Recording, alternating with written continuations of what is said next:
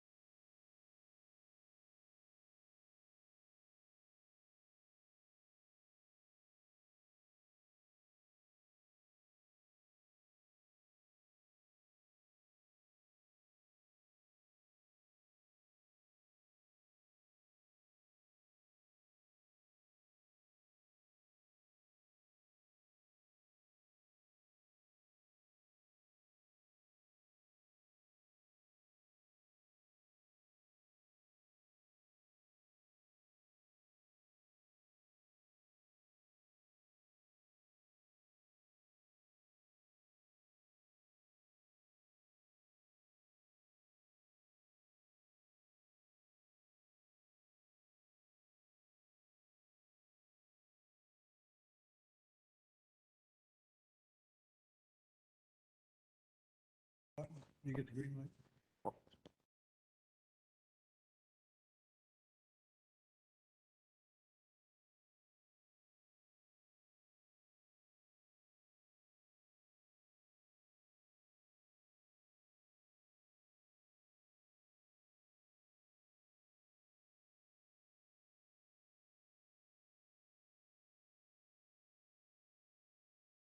Stand by there. Stand by, Dan.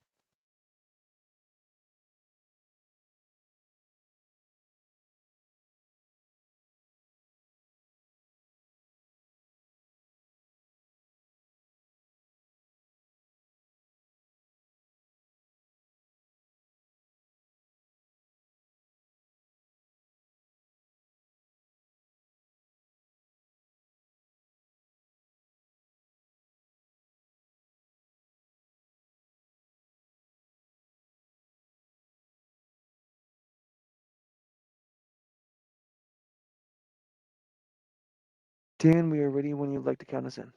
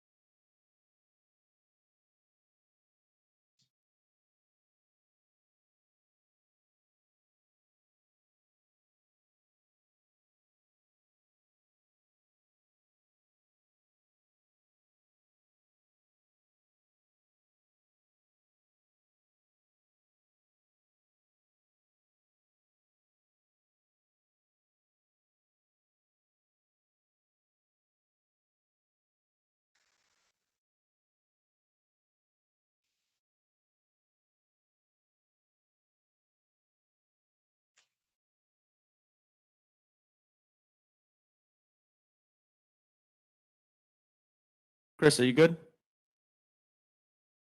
Oh, this is Hensley.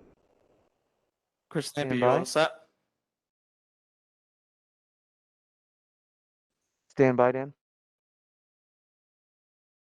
Say again. We are good when you are. Okay, I'm going to count us down. The meeting will begin in 3, 2, 1. I now call the meeting of the Code Enforcement Board to order. Please stand for the Pledge of Allegiance. Pledge allegiance to the flag of the United States of America, to the republic for which it stands, one nation, under God, indivisible, with liberty and justice for all.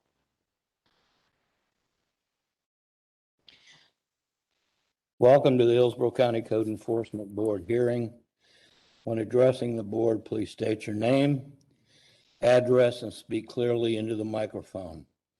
If you're planning to speak during the hearing, you must have signed the speakers list, which was located at the front door. Presentations by the county, respondent or respondents, and opposition must be kept to a maximum of 10 minutes each. The board may recess at 12:30 and reconvene at 1:30 to conclude its business if needed. The basic procedure of the hearing is followed. Your case will be announced. Ms. Meyer will conduct the oath of witness. Staff will present the evidence on your case. You will be allowed to rebut the evidence and explain what occurred. I will close the hearing. The board will deliberate, make a motion, vote, and I will announce the decision. All decisions are based on the gravity of the violation, action taken by the violator, and the violator's history. The board may ask questions and allow other witness testimony if necessary.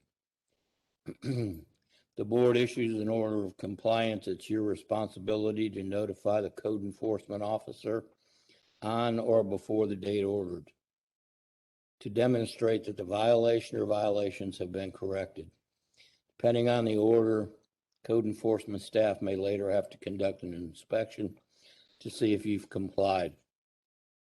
If staff believes you have not complied, you'll receive a notice by mail. By law, you have 10 days to contest the notice. Otherwise, it will be considered correct and a lien may be placed against your property.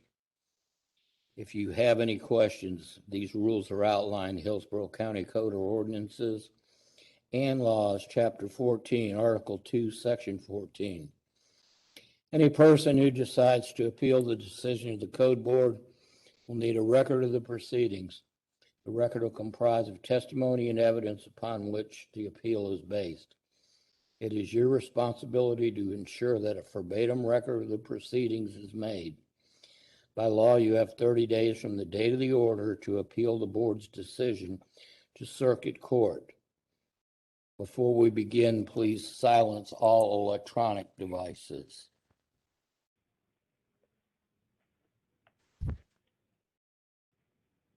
Okay.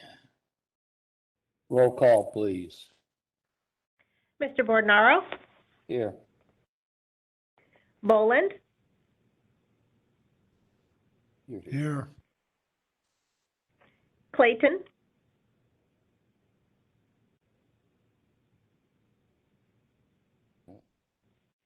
Lorenzen, Present. Urbaniak,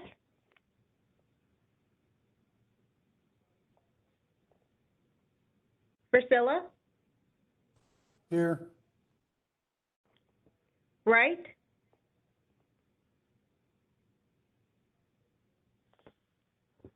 okay, and just to be sure, I did not hear Clayton.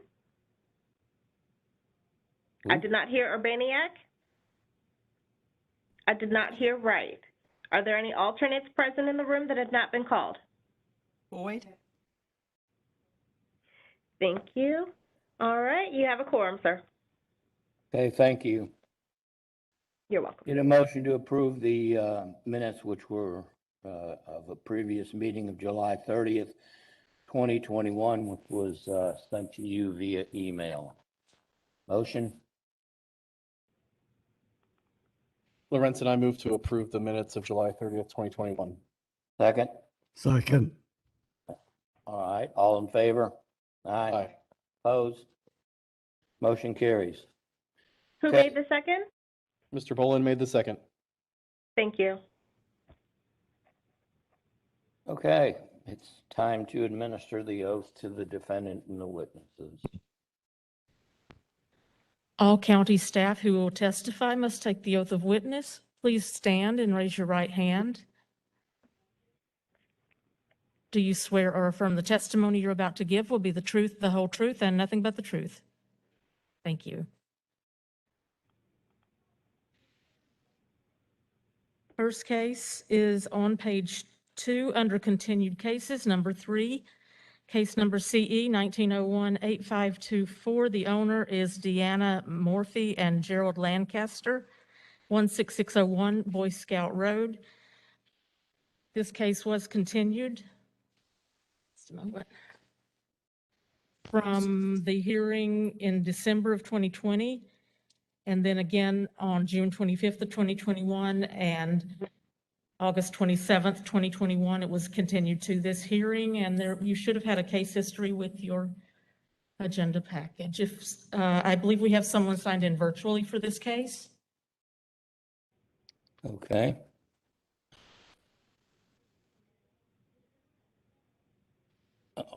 Do you want to swear him in or? Well, when I see him. Good morning, board members. This is David Wright. I just took the oath a minute ago, but I'll be happy to take it again. Yes, raise your right hand, please. Do you swear or affirm the testimony you're about to give will be the truth, the whole truth, and nothing but the truth? I do. And your name and address, please. My name is David Wright, president of TSP Companies. Our address is P.O. Box 1016, Tampa, Florida 33601. And I am the owner's representative. I'm an urban planner. Thank you. Okay, officer.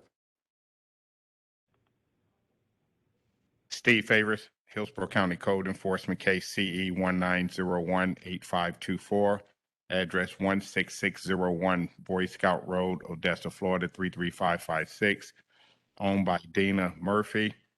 The resident is not in foreclosure, or the property is not in foreclosure. First inspected 11/14/2019. Violation at the time was site development review plan required. Last inspection was conducted on 8/24/2021. I have been in contact with the owner, and as indicated, this is a continuation where the owner was supposed to come and present evidence that the site plan was submitted. Okay, the other gentleman, is he a counselor? No, sir. Okay. Does he recognize the property? Yes, sir. Okay. What do you want to tell us? Okay, I appeared before you at last month's hearing and I requested a continuance. We attempted to comply with the code enforcement violation by submitting a site plan application in February of this year. During the review process of that application, we determined that we could not comply with the requirements of a conditional use permit. And so the reason I appeared last month was to request a continuance to allow us to submit a plan development rezoning application. We have made that application to the county and are now in the rezoning process to bring this property into compliance with the land development code. That application included the payment of a $9,643 application fee, which is a substantial investment by my client in bringing this property into compliance. And we are in the county's land development rezoning process with our first hearing scheduled for December 13th, 2021, before the zoning hearing master, which would correspond to a final hearing before the Board of County Commissioners land use hearing on February 8th, 2022. So I'm basically here to give you an update that we have complied with what I told you we intended to do since last month's hearing. We've made the application. We're in the rezoning process. If this rezoning is successful, it will bring the property into compliance. And so I'm asking for more time to allow this process to proceed. Okay, are you using this land for anything at the present time? This land has been utilized for its since 1989 as a stable. They board horses for other people. They provide riding lessons, and it's been utilized in this capacity for the past at least 30 something years. And so it continues to be utilized for that purpose. Yes. Okay. Board members, you have any questions?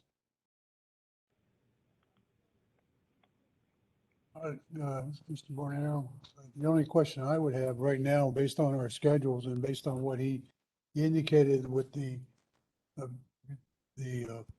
process, we cannot go into 2022 as far as the continuance because we have no dates to continue with. I mean, hey, bringing him back and giving us an update is good, but maybe we can just do that. I just have a continuance to December 17th, give us an update and we can go forward from there. If you would like to make that motion. Okay, I move that we continue the case until December 17th, 2021 for future hearing. Second, Lorenzen. Second. All in favor? Aye. Opposed? Okay, motion carries. When would the next date be? I know the motion says the 17th, but I don't know if it matches up. That is correct. Yes, December 17th. Okay, it'll be continued to December 17th. Thank you, board members. You're welcome. Next case.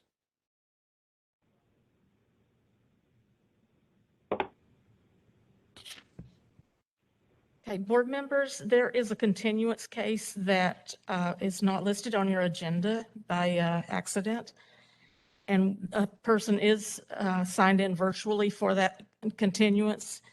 And if you're okay with it, we're going to go ahead and hear that now, and then I will prepare an addendum to go with this after the fact. Is that acceptable to you? As long as both the officer and the respondent will listen to it.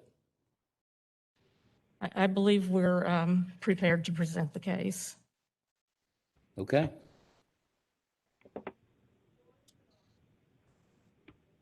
David, you'll need to enable your camera. David Mercado. I'm sorry, what was that? He's asking him to turn his camera on because he's swearing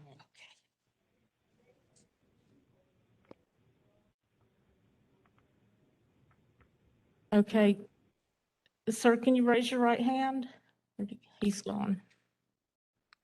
You'll need to keep your camera on, sir, while you're providing testimony.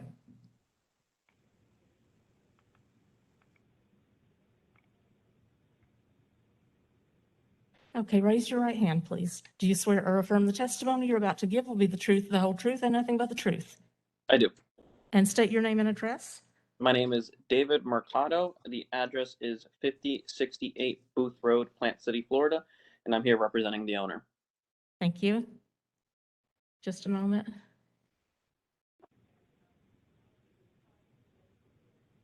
And is that the property? Do you recognize that property in the photo? Yes. Thank you. Board members, this is case number CE 2001-6151. The owner is Marks Framing Incorporated. The location of the violation is 5068 Booth Road. This was continued from your hearing on August 27, 2021. And the conditions still in noncompliance is outside open storage. Okay, officer, what would you like to tell us? Good morning, Stephen Saucer, Hillsborough County Code Enforcement.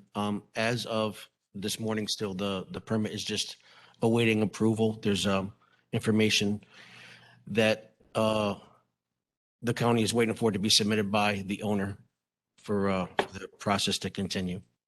That's the latest update on the permit status. Okay, Sir, you were supposed to send them something back and you have not? So since the last hearing, we were supposed to send the engineer drawings, and we have, but now we also have to send them a licensed contractor's information so they could use their number so we can actually start working on that.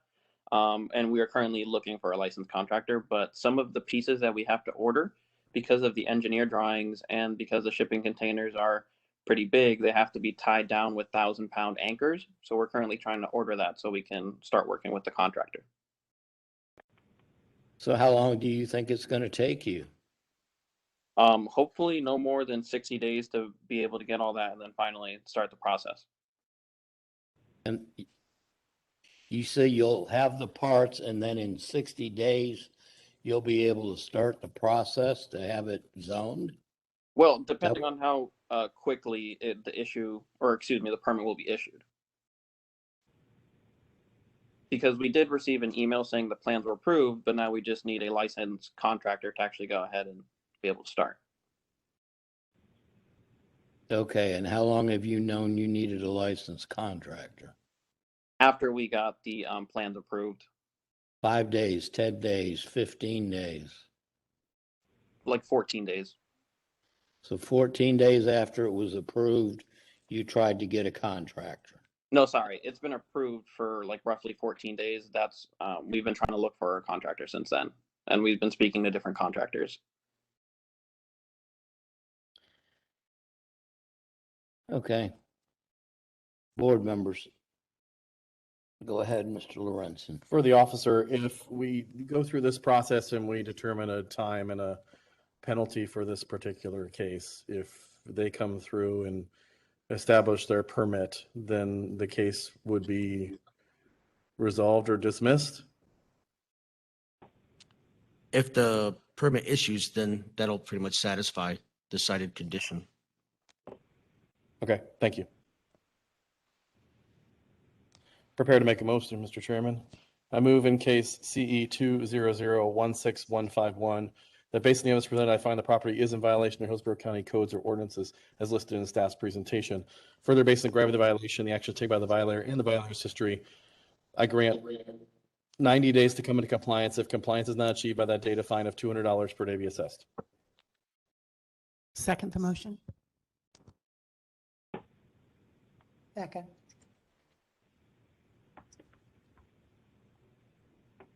Aye. Your microphone, Mr. Chairman.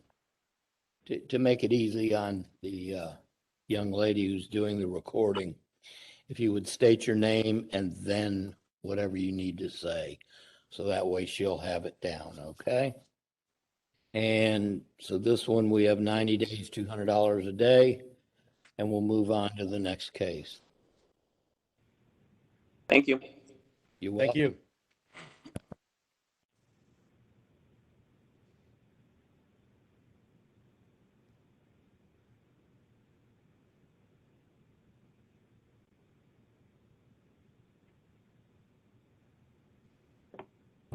Okay, just a moment. Turn to page 3. Number 4 under new code enforcement cases, case number CE 210-11206. The owner is Great Bay Holdings LLC, 7128 Fairview Park Drive. We have service and we have some parties signed in for this case. If you're here for this case, come to the podium now.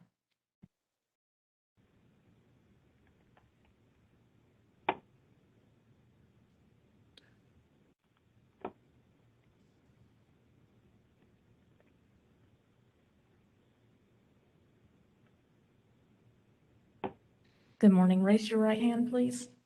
Do you swear or affirm the testimony you're about to give will be the truth, the whole truth, and nothing but the truth? I do. And state your name and address. Ina Brewer, 7026 Nundy Avenue, Gibsonton, Florida. Thank you.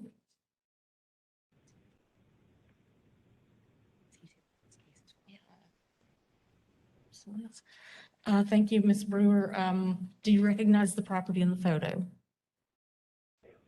Yes, I do. Okay, thank you. There are some other people I need to give the oath to. If you could Yes. step back and let them come forward. Okay.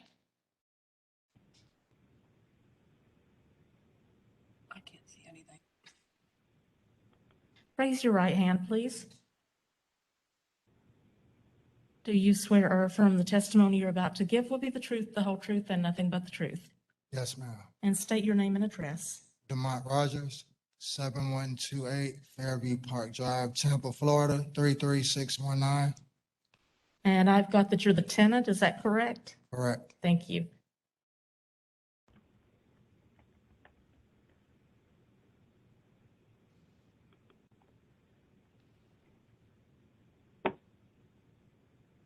Do we have any more? We can't see in there. No, that's all of the citizens, and the officer is now going to do his part. Okay, thank you. Go ahead, officer. Good morning. I'm Armando Gutierrez, Hillsborough County Code Enforcement. This case was initially inspected in August of 2021. And as you'll be able to see by the photos, it's less than ideal living conditions, quite a few violations. It's a mobile home in a trailer park. Okay.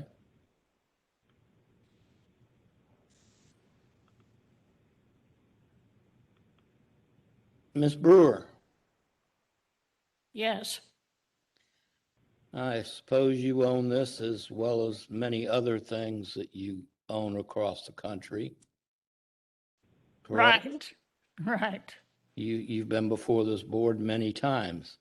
Yes, With the conditions the way they are, would you live there? excuse me? I said, with the conditions the way they are, would you live there? No, sir, I wouldn't. Why would you expect these people to? I didn't expect them to. Well, so you're not collecting rent from them. No. My understanding was they would stay with his mother because the reason that they're supposed to move in there is they had to move from where they were. They rented from me at another location, another home on Fairview. And I had that place rented to two brothers. But then they moved in another lady, which was supposed to be the mother of this boy's children, that's here to testify. And that place had two small bedrooms. I could not allow 3 adults and these children to live in that small place. But you can allow them to live with no smoke detectors, bad electrical wiring, the cooking equipment that doesn't work, no GFI protection, the plumbing. You can allow them to do that. No, they were to live with with their mother.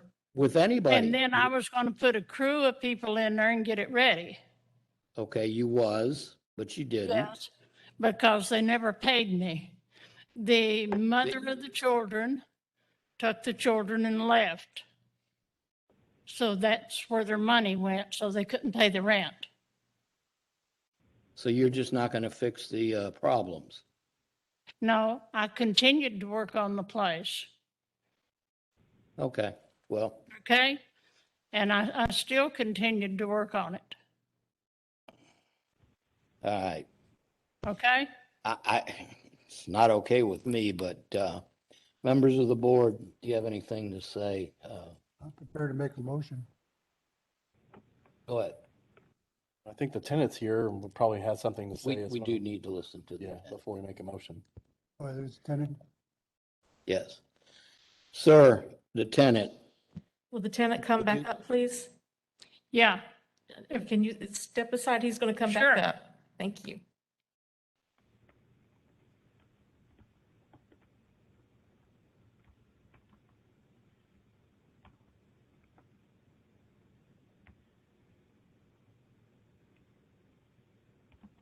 The tenant is at the podium now if you'd like to ask a question.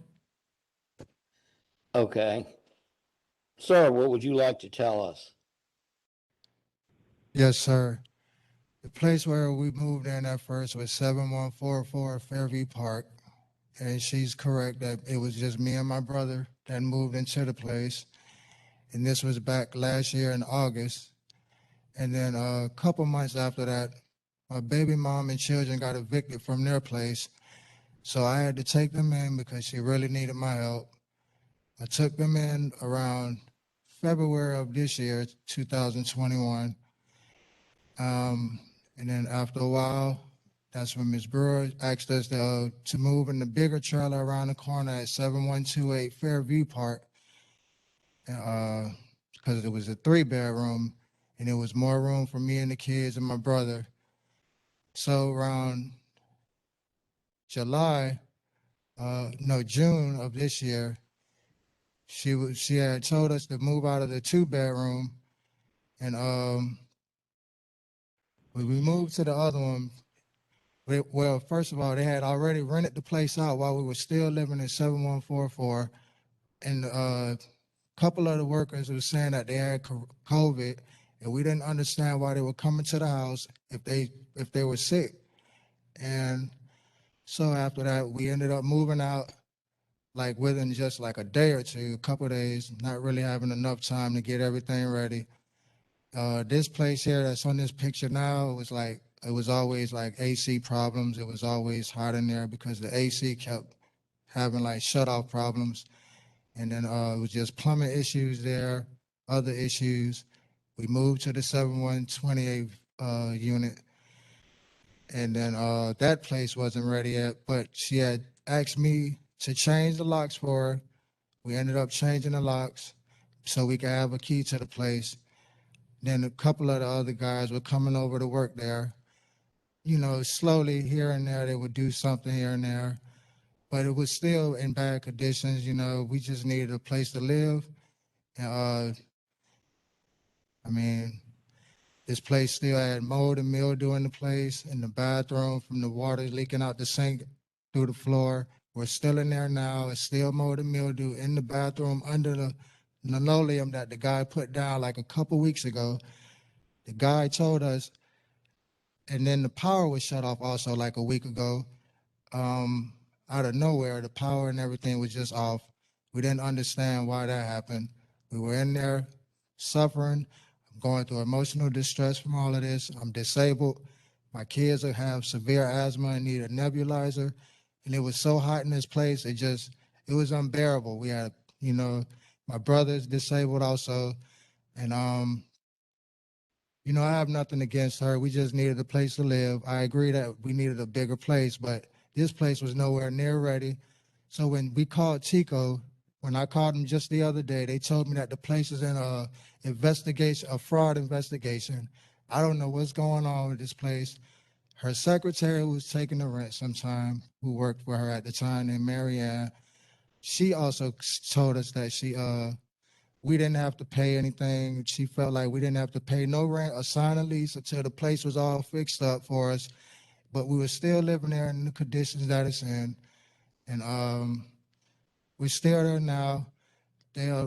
One of the workers came by like maybe 2 weeks ago, brought a stove and a refrigerator, but this is when the lights was off.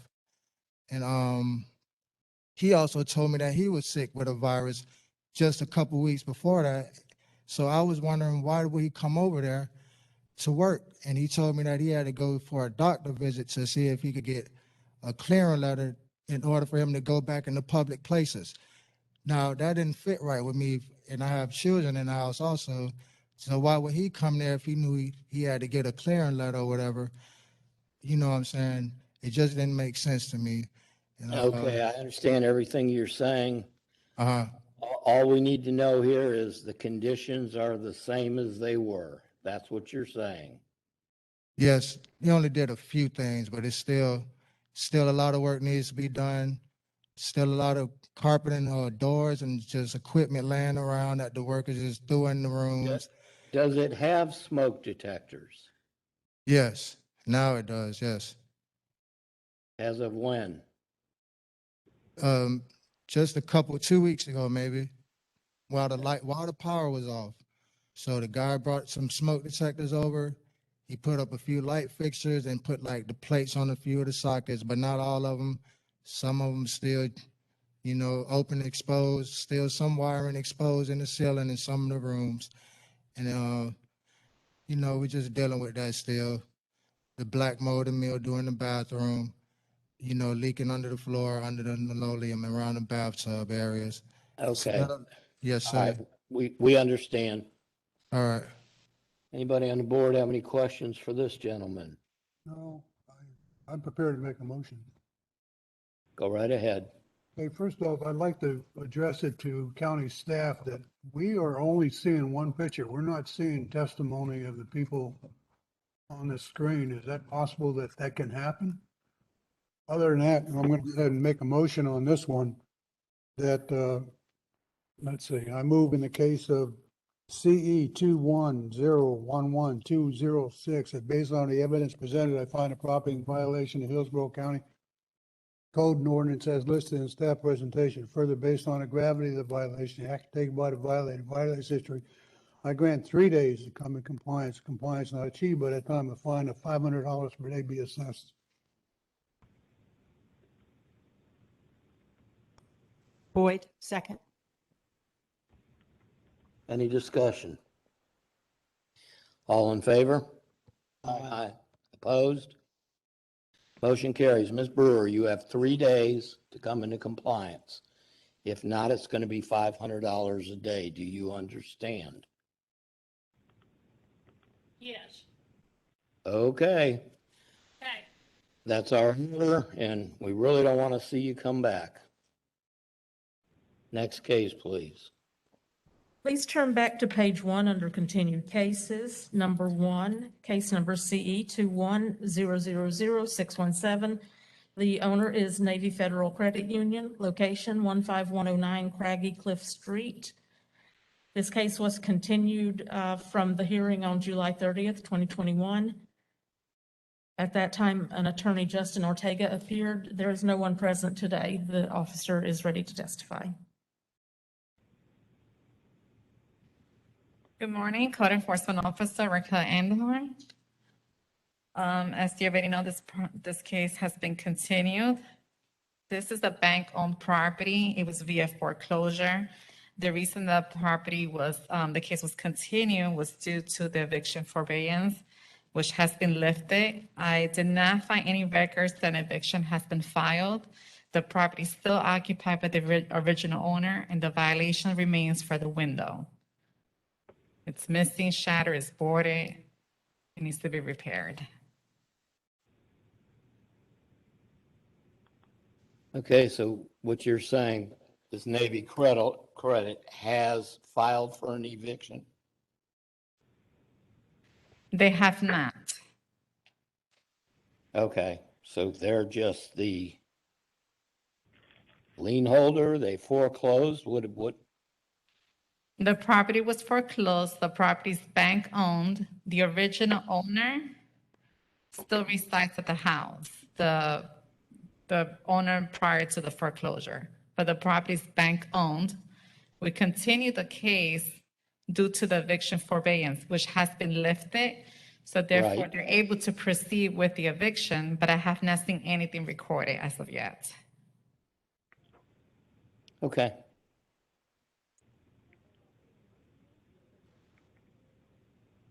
Members of the board? Questions? Motion? What? I'd be happy to make a motion, Mr. Chairman. This is Mr. Lorenzen. I move in case CE 210000617, at based on the evidence presented, find the property is in violation of Hillsborough County codes or ordinances listed in staff's presentation. Further, based on the gravity of the violation, the action taken by the violator and the violator's history, I grant 30 days to come into compliance. If compliance is not achieved by that date, a fine of $300 per day be assessed. Second by Vizella. We have a motion, we have a second. All in favor? Aye. Opposed? Motion carries. 30 days, $300 a day. Next case. Thank you. Turn to page 4, number 6, case number CE 20018810. The owner is M Suites Hotel, LLC. 13809 West Hillsborough Avenue. We have service and we have someone here for this case.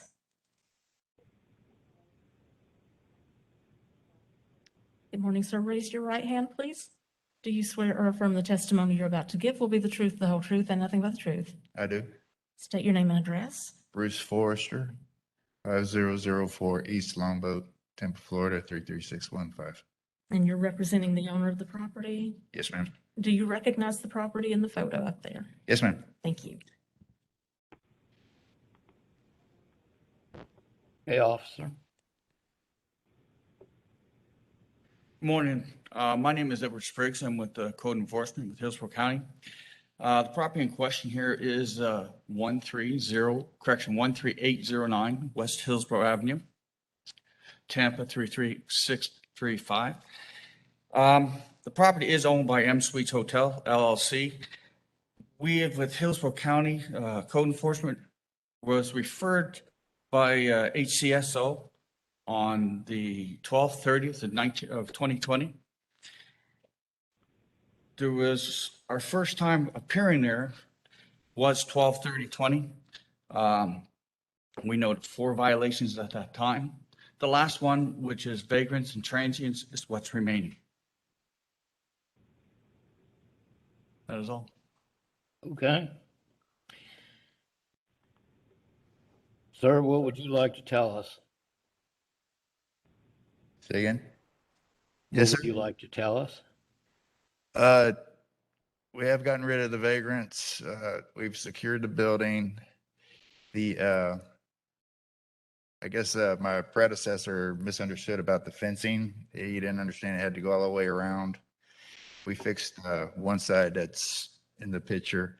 I met with Mr. Spriggs. We walked the property. He showed me the issues with the vagrants getting in with an encampment there on the backside of the property, which is swamp like you see in this picture here. That is equipment we put out there this week. We've cut a trench line and enough area for a fence line as Mr. Spriggs requested. But my problem is it's so wet out there, I can't put the fence up. And I would like to get like a 60-day extension, let it dry out some. You go out there, you sink down like a foot. I'll try to have it done in 30 days. I mean, the rainy season's about over. You know, the ground will perk, it'll dry up some. But right now, if I go to put fence posts in, they're just going to fall over. Okay, board members, Mr. Lorenzen. Question for the officer, based on your walk with the owner of the property and his request for 60 days, are you okay with that? I mean, the majority of the building's been secured and this is just the back corner of the property, or does this need to be done sooner? Yeah, like you said, the main problem have been secured, the building have been secured. And the back area where he's putting up the fence, it is quite swampy. 60 days should be enough. Okay, I'm prepared to make a motion, Mr. Chairman. Go ahead. Mr. Lorenzen, I move in case CE 200018810 that based on the evidence presented, I find the property is in violation of Hillsborough County codes or ordinances as listed in staff's presentation. Further, based on the gravity of the violation, the actions taken by the violator and the violator's history, I grant 60 days to come into compliance. If compliance is not achieved by that date, a fine of $200 per day be assessed. Okay, thank you. Thank you. We need a second. Second the motion. We're good. All in favor? Aye. Aye. Opposed? Motion carries. 60 days, $200 a day. Next case, please. Number 7, case number CE 21009365. The owners are Victor S. Casebolt II, Mark A. Casebolt, Brian J. Casebolt, Elizabeth Casebolt, and the violators are Jason Cannels and Melissa Cannels and County Line Produce and Farm. The location is 109 Willow Bend Parkway. We have service and we have some people signed in here for this case. Come to the podium now, if you're here for this case. Hello. Raise your right hand, please. Do you swear or affirm the testimony you're about to give will be the truth, the whole truth, and nothing but the truth? I do. And state your name and address. My name is Jessica Iserman. My address is 401 East Jackson Street, Suite 2100, Tampa, Florida. I am an attorney with the Stearns Weaver Miller Law Firm. I am representing the property owner today. Also with me is Mr. Jason Canals, who is the tenant on the property and a representative of County Line Produce LLC. Oh, is he going to testify? Yes. Okay, come forward, sir. And raise your right hand. Do you swear or affirm the testimony you're about to give will be the truth, the whole truth, and nothing but the truth? Yes, ma'am. And state your name and address? Jason Canals, 807 C Holly Drive, Brooksville, Florida, 34604. Yes, and could you keep your mask up over your nose, please? Yes, ma'am. Thank you. Do you recognize the property in the photo? I forgot to ask you. Yes, ma'am. Yes, okay. Okay, officer, go ahead. Laura George, Hillsborough County Code Enforcement. This property is case CE 21009365, address of 109 Willow Bend Parkway, Lutz 33549. The property has been cited for improper use of zone, vendors, and conditional use approval required, and that would be for neighborhood fairs. The property was inspected on the 4th of July. It was being advertised for a 4th of July hoedown. That event had vendors. They did not apply for conditional use approval for the neighborhood fair. And the activities were quite intense. There was a lot of traffic, cars parked at the property. A children's play area was set up. There was a tent. There was a band playing, and I believe they also had fireworks at the end of the evening. I was not present for that, but it was advertised. Then there was not a structure on the property that time. It was just tents. A barn-type structure was erected, and he opened. Let's see, which day did he open on? He opened that up on August 22nd to the public. He was then advertising for a watermelon festival. That festival took place on August 28th. I was in receipt of a copy of an email from the owner's counsel on 8/18 telling him to cease and desist, and he went ahead with that watermelon festival on August 28th. Okay, I'm a little confused here. It says that he complied 7/21, but you're telling dates of August.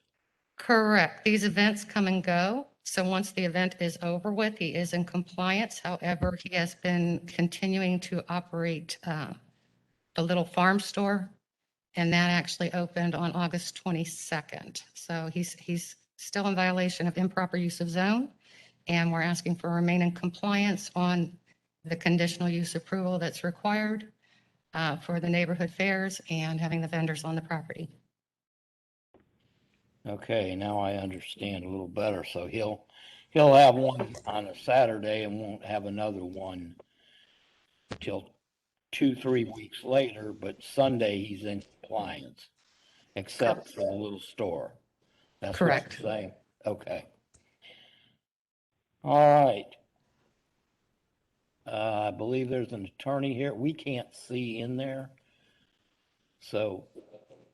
Yes. Speak. This is Jessica Iserman, the attorney representing the property owner. Would you like my testimony today? Sure. Right. Thank you.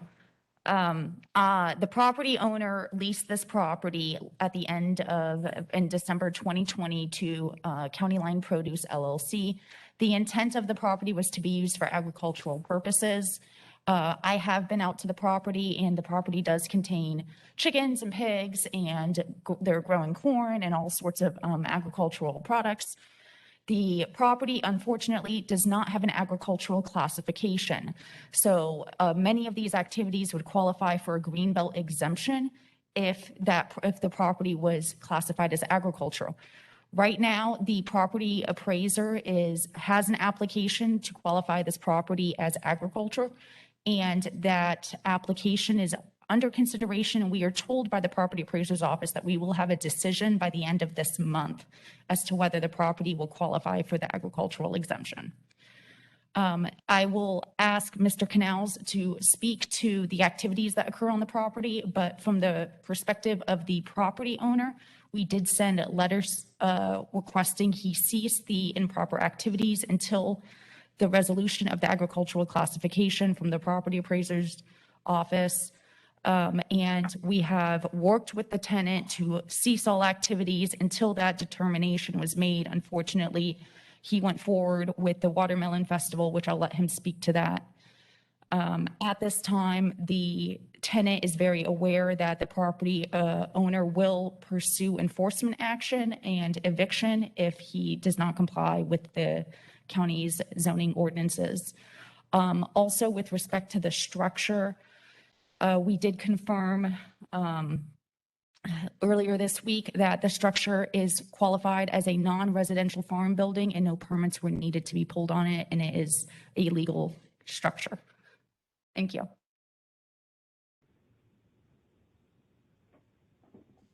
Okay, somebody else wishes to speak? Yes, Mr. Canals is up to speak next. Okay. Hi, how are you? Good. Go ahead.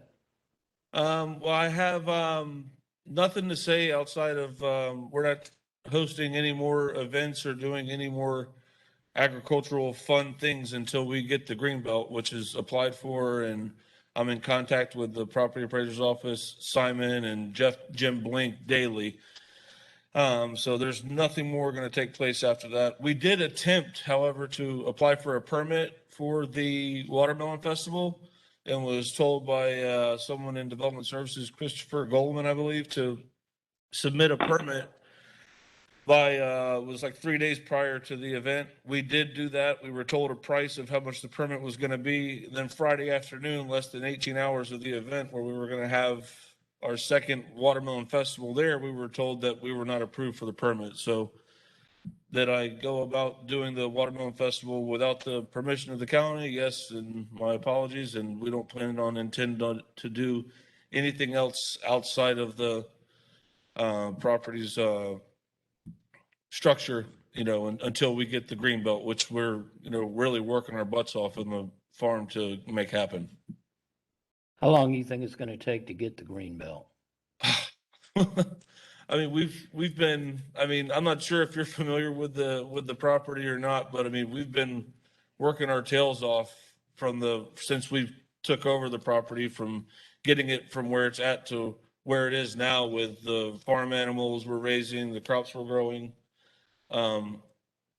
This is Jessica Iserman. We are told by the property appraiser's office that we will have a determination by the end of this month. Okay.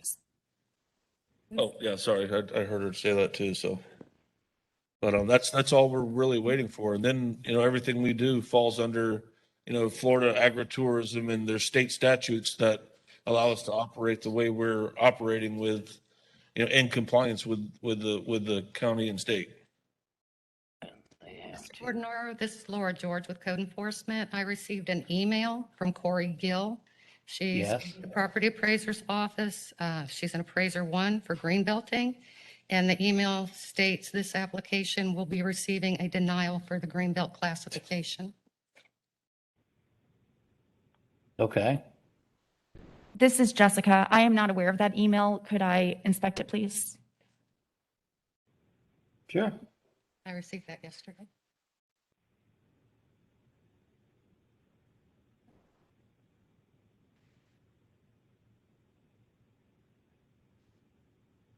All right. Again, this is Jessica. With that new information, I will request additional time to come into compliance. What that means is we are going to have to reapply January 1st next year, which means we will get a determination for greenbelt exemption typically around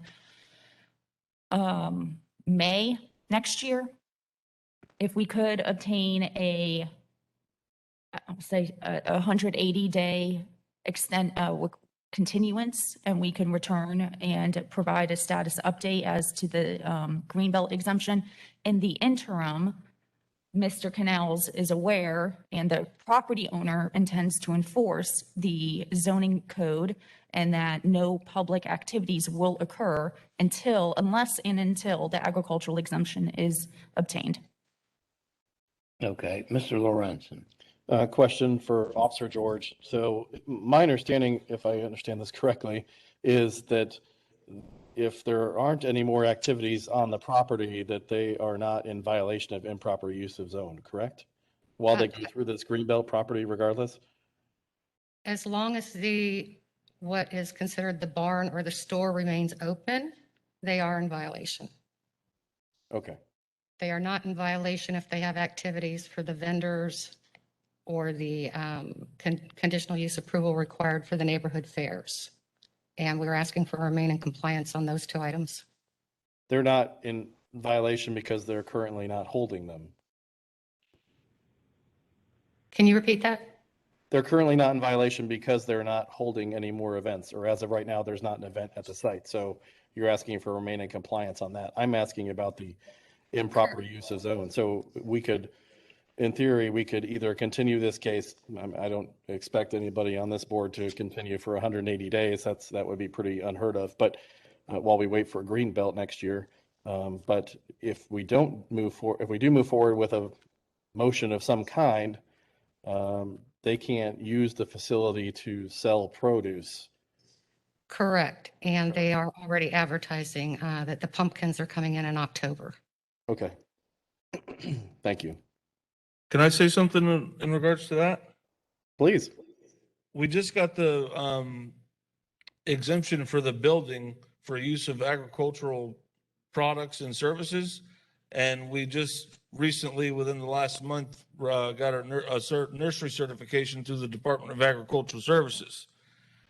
So that being said, there's several things that come into play with being allowed to sell produce with the other agricultural products that are on site.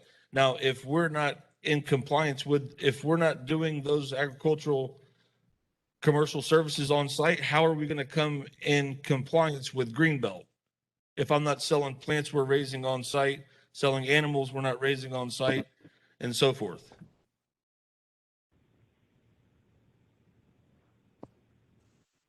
Officer, if they are doing what he is saying, growing plants and selling animals, can he do that under the zoning he has? What I got from Development Services is they had originally gone out and cited the building for going up without a permit.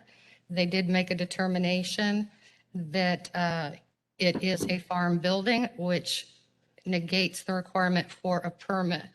I don't believe it negates our code for the activities taking place there.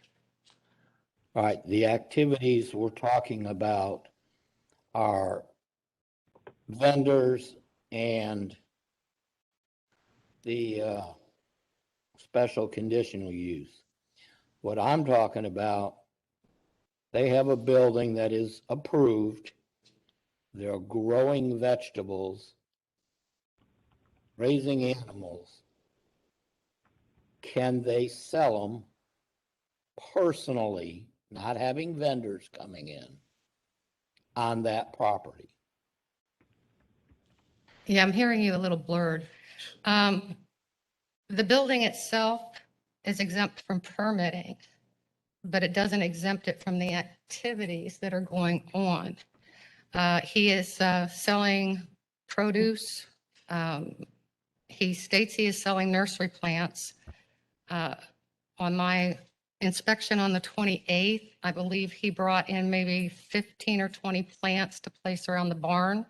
Since then, he has planted some fruit trees, but all of this is dependent on his agricultural classification, which is his green belt.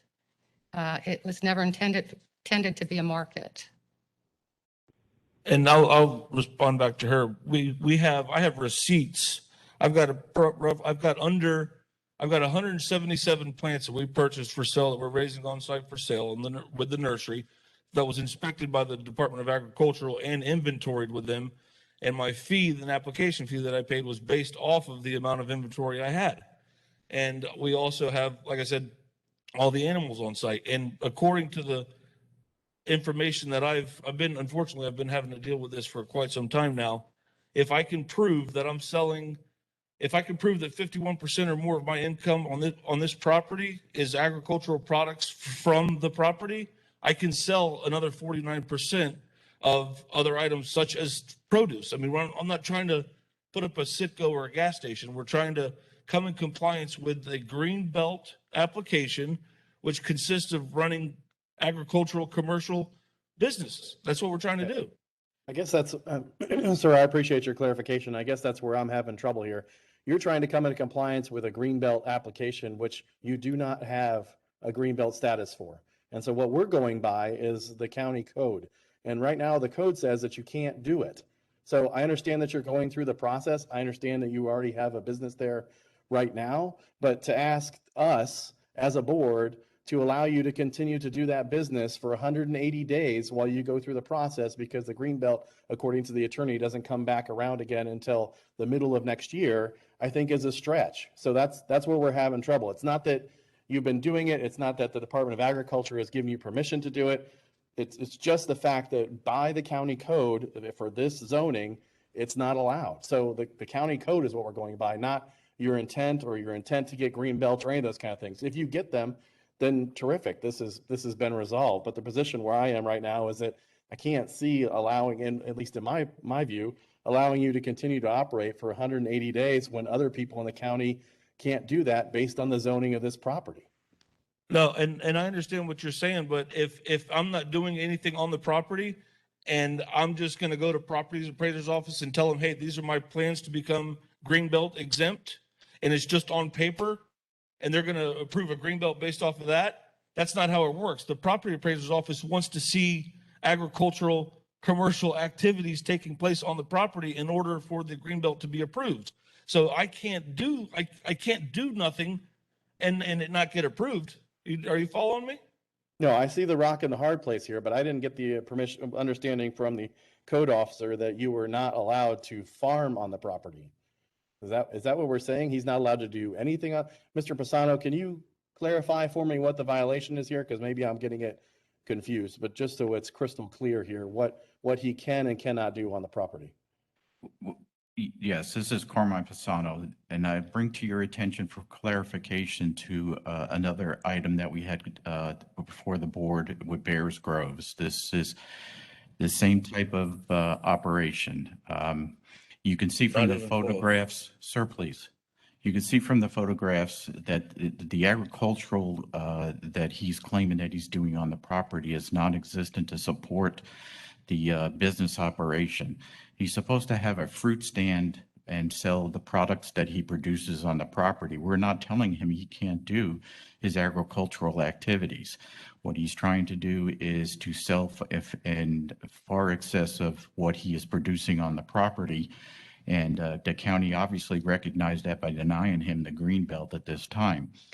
He also is holding events, which he obviously has continued to advertise to do, which as far exceeds his ability, since agritourism is supposed to be a secondary event for income on the property, and the primary should be the agricultural event. So he is in violation of what he is doing out there at this time. Okay, so if we make a motion with a timeline and a fine to come into compliance, him coming into compliance would be, just for clarification for his purposes, that he's allowed to sell what he generates off of that parcel only and be in compliance, correct? The primary sale of what he is doing has to be from the what is generated on the property, and I don't know what else that he's selling to comment any further, but the example is that he can't start selling packaged products like bacon and milk unless he has a dairy farm out there, and other types of goods that are not produced on the property. Mr. Chair, this is Jessica. I'd just like a quick point of order on that. The advertised events, Mr. Canals is aware that he must obtain a special use permit and intends to do so for those advertised events. I'll leave it at that and let Mr. Canals respond to anything else he'd like to. That's correct. Any outside events we don't plan on doing without approval through a permit or late greenbelt down the road. However, what Mr. Pisano just said exactly, if I'm not, we don't have refrigerators. We're open Friday, Saturday, and Sunday right now that the farm's open. We're selling plants. We're selling fruit trees. We're selling trees that are raised on property. We sell fertilized eggs. We sell. I mean, we have a full farming operation. And just like Mr. Pisano said, if majority of the items that we're selling on site are what's raised on site, I could sell the produce. We're not selling bacon. I don't have refrigerators. We're not selling milk. I'm not Bears Groves. Let's just draw the line there. Okay, let's I'd just love for to be Bears clarification, Groves. one more time, because I don't want to, we won't take up too much time here, and I understand that you have a concern. So what Mr. Pisano was saying is that you cannot sell things that are not generated on the property. Not that the majority of the things that are made on your property, and that the minority percentage. And I also heard testimony earlier in regards to a pumpkin festival or something. So has that been canceled or is not going to happen? I'm assuming you're not growing pumpkins on your site. So I just want to. If there's a pumpkin festival going on over there, I know nothing about it. Okay. Okay. I mean, did we intend on selling pumpkins outside of our stuff that we're selling on site? Yes, we intended to. But as far as a pumpkin festival, that's news to me. Okay, and I think that's where the clarification is, and Mr. Pisano has explained it, I think, in pretty good detail for us in regards to if it's grown on your property, you have the right to sell it. If it is not grown on your property, there's no percentage or a minority percentage that you can bring in and sell on your property. It has to be what's grown there is what you sell, and that's the clarification I was looking for. So, Mr. Chairman, I received my time, and I'm happy to make a motion if you want me to. And now I'm assuming there's a conditional use permit that I can apply for to have a produce stand? Mr. Canals, I can help you in your argument. He has to show and prove that majority, not everything, the majority of what he is selling on his property is produced on the property. And I can. And then he would be in compliance there. He can support his sale with outside product, as long as the outside product is not the majority of what he's selling. Okay, then it sounds like we're all swimming the same direction here. If we make a motion and we rule in this case, and somebody comes out and inspects it and finds that the majority of what you sell is made on the property, you can continue to sell what's on the property. You just can't host events without a special use conditional permit, which we're more than likely going to ask you to remain in compliance on from an owner standpoint and the attorney's standpoint as property. I think that makes sense. So I'm happy to make a motion. I think we're in the same direction. Go ahead. All right. Thank you for the additional information, Jason. I appreciate it. Yes, sir. Thank you for your help. Absolutely. I move in KCE 21009365 that based on the evidence presented, I find the property is in violation of Hillsborough County codes or ordinances listed in staff's presentation. Further, based on the gravity of the violation, the actions taken by the violator and the violator's history, I grant 14 days to come into compliance on item Z200, improper use of zone. And if compliance is not achieved that day, a fine of $250 per day be assessed. Furthermore, on items Z618, improper use vendor, and item Z636, special conditional use without approval, I move that the property was in violation of Hillsborough County codes or ordinances as listed as presented. Further, I find the property is now in compliance with this code provision and order that it remain in compliance with this code provision. And as an addendum to both of those motions, I ask that we continue to cease and desist any activities that are not allowed on the property until the greenbelt process has been completed by the owner, which we anticipate to be sometime in the middle of next year. Do we have a second? Second by Roger. All in favor? Aye. Opposed? Motion carries. Okay, you have 14 days, sir. You can sell what's on the property to grow. Okay, thank you, sir. You're welcome. Thank you. Next case.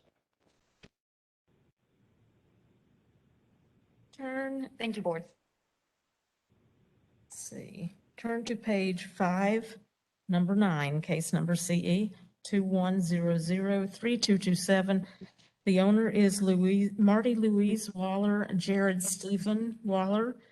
Location 3111 Murray Farms Loop. We have service and we have someone signed in for this case. Good morning, sir. Raise your right hand, please. Do you swear or affirm the testimony you're about to give will be the truth, the whole truth, and nothing but the truth? I swear. Can I use these Go ahead, headphones? go ahead. See if this helps. State your name and address, please. It's not helping. Okay, I'm sorry. You turn this on. Let's try that again. Hello? Hello? No? Okay. Jared Waller, 3111 Murray Farms Loop, Plant City, Florida, 33566. Do you recognize the property in the photo? I do. Thank you. Good morning, Charles Harwell, Hillsborough County Code Enforcement. This case originated on March 11th of this year. It's owner occupied. The home is not in foreclosure. The zoning is AS1. The property consists of 1/2 acre. The officer that had this case cited for inoperable vehicles. There's several vehicles that you can see right there in the picture. There's other pictures, the red and yellow vehicles. Improper use of zone. There was a business being run out of here, but he is storing, it says multiple vehicles being stored on the property, which is not allowed in AS1 zoning. Equipment storage is only allowed in CI zoning. And the officer observed vehicles being delivered and taken away. They're being worked on the property. He also cited outside open storage. There was a Connex box on the property. I visited the property. The only time I visited was Monday, and I met the property owner. The Connex box, I didn't see it. It's been removed, but there was outside open storage in front of the vehicle. You'll see later. And I pointed it out to the property owner, and he's going to address that, I guess. And then commercial vehicles were on the property. So if it's an acre or more, the owner can have one commercial vehicle, but it is not an acre. You can see in front of that vehicle there, you can see the looks like wood for the outside open storage.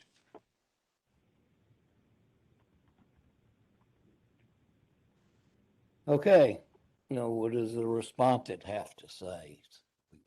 I have removed the container. I have removed all the inoperable vehicles from the site. That pile that's in front of my wife's car is hardy board siding. And I have this week I've got some stucco work done, and that siding hopefully is going to get off the ground and onto the front of my house here in the near future. That's what that pile's for.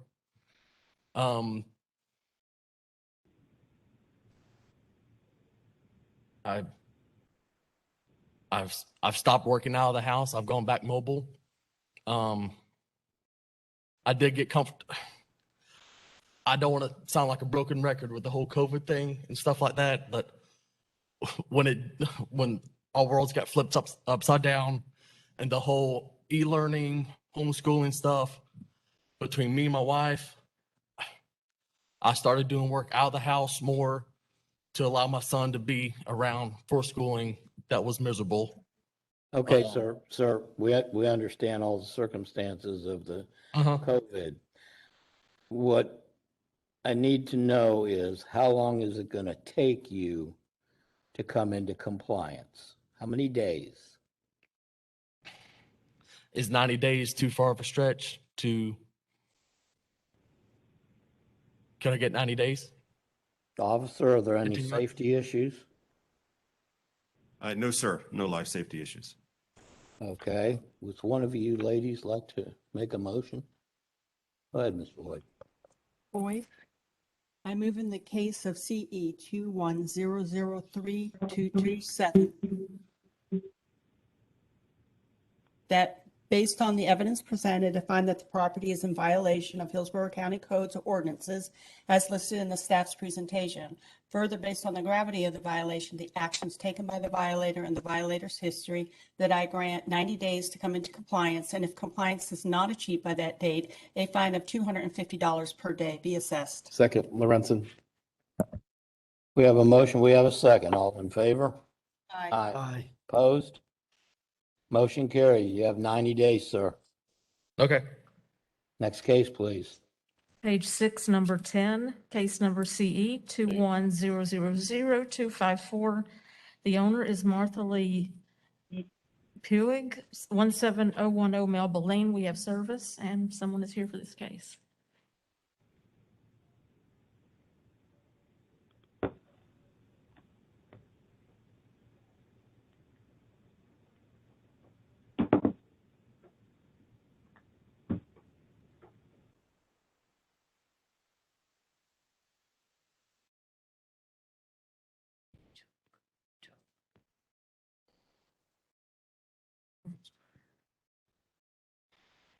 Anyone who's going to testify, raise your right hand. I don't understand you. If you're going to testify, raise your right hand. Do you swear or affirm the testimony you're about to give will be the truth, the whole truth, and nothing but the truth? I do. Do you have a mask, ma'am? A what? A mask? I'm sorry. I have a cardiac problem and anything in my mouth, I can't breathe. She has a heart condition. So she gets claustrophobic with it totally on her face. State your name and address. Name and address. Huh? Name and address. Martha, last name Puig, 17010 Melba Lane in Lutz, 33549. Okay, are you going to testify, sir? Okay, there's a place we need you to go to if you're not going to be able to wear the mask. Can someone show her? It's not the mask, I can't understand her. It's okay. Okay. Okay, yeah. Oh, okay, here we go. A face shield instead, Mom? What? Face shield instead.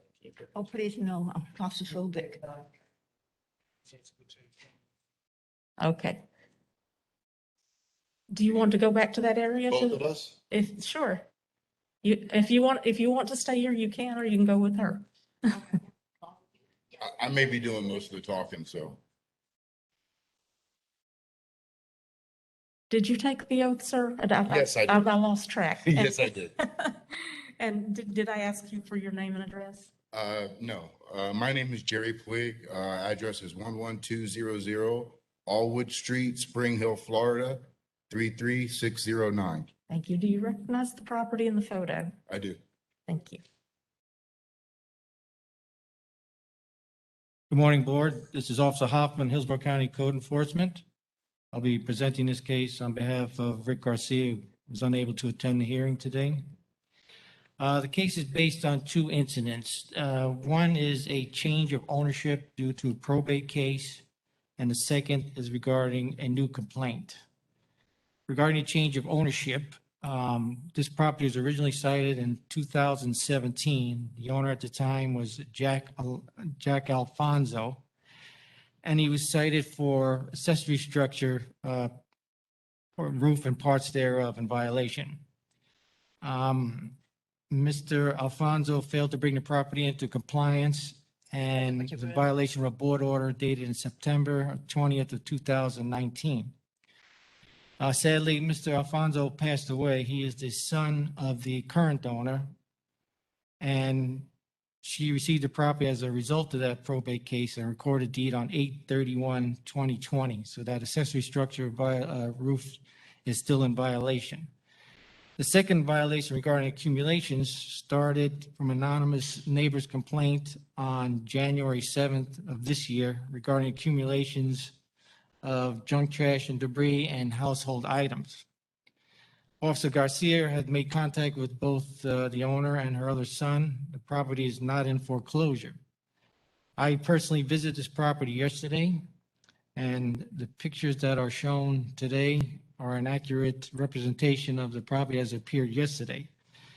Also, Officer Garcia has provided a sort of time-lapsed photographs of the accessory structure. Due to the overgrowth that has taken over the structure, you cannot see it from the road. So those two violations remain today, the accumulations as you see them, as well as the accessory roof. There are no life safety issues at this time. Okay, which one of you wants to speak first?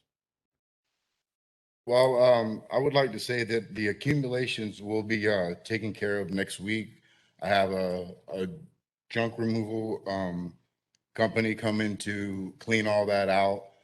Unfortunately, going through the probate court and everything has taken a long time for us to get possession of the home. So we're slowly trying to fix up this house. It was actually my grandmother's house, purchased back in 1975. So we're trying to do our best to get the house up to standards for my mother. The roof was in really bad shape, so I ended up having to spend $13,000 to get a new roof on. And my next thing is to try to get a loan possibly through the house, because it is paid for, and see if we can go ahead and put a roof on the structure in the back and remain as a storage / shed that my grandfather built.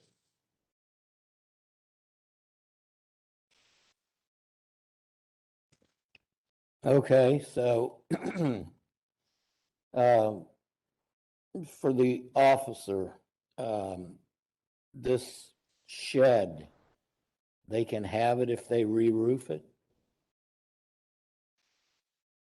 Yes, it's a block structure, which has been there for quite some time. I think it's damaged in like 2016 from a neighbor's tree branch that hit it.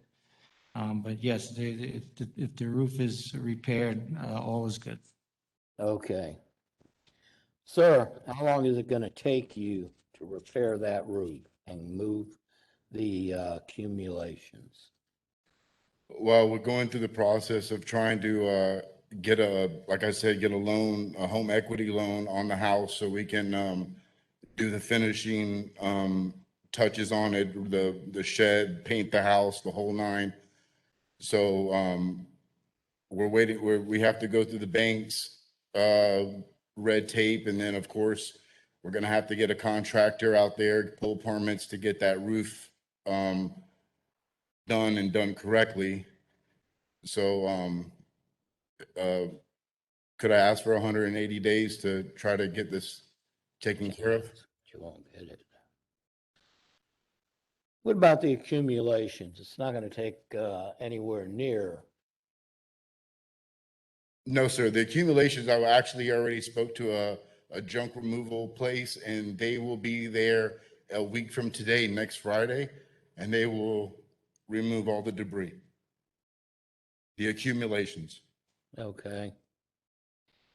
Members of the board, do you have any questions? Question. Go ahead. The house, is there a mortgage on the house now? No, the house is paid in full. It's been paid almost 20 years now. Go ahead. Question for the owner, Jerry. This secondary structure roof, is this a garage? I mean, you said it was a shed. Is it currently not being used because of the condition of the roof? Yes and no. It wasn't being used for a while after my grandfather passed away. It just kind of stayed as a collect-all, just like a storage, not even really a shed. And unfortunately, when the tree fell, there was a lot of personal items in there. They got damaged, but unfortunately, my brother did not make a claim on it, and he waited too long and procrastinated, and now you see it. Okay, but no one's living in it, correct? Or anything like that? No, not at all. And I'm having a tough time based on the pictures determining where this is in location on your property. Is it behind the home? Is it visible from the street? Is it? It's what is- it's barely visible from the street, and if if you're able to see that picture right there, if you look if straight back behind those vines, that's on the, if you're looking at the house, that's to the left far corner of the backyard.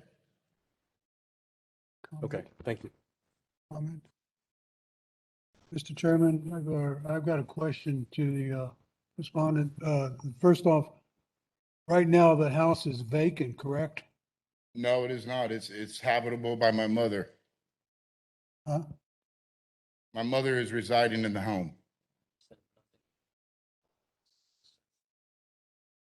Oh,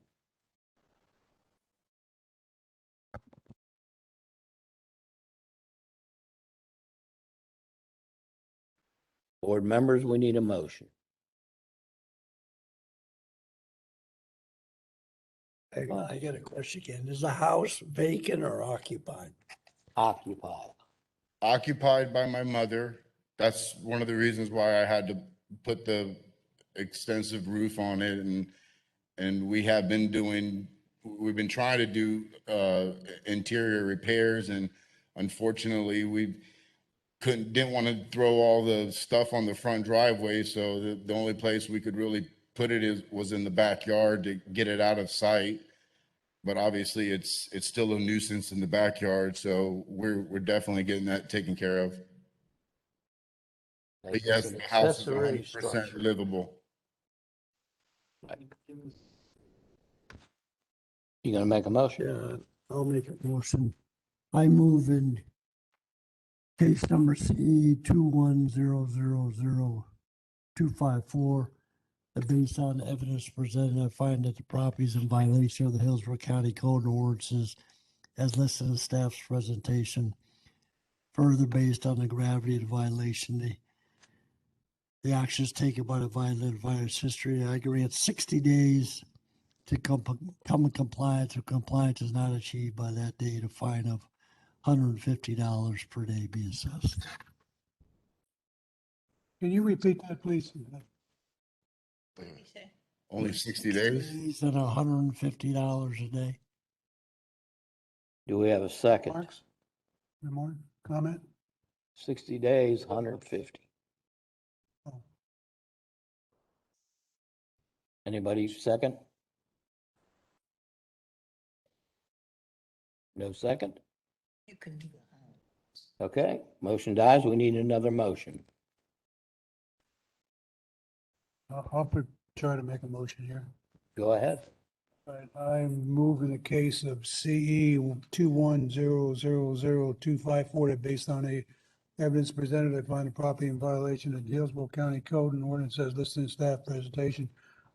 Further, based on the gravity of violation acting by the violator's history in regards to items NR 10-7.4 roofs, I grant 60 days coming compliance. Compliance not achieved, a fine of $250 per day be assessed.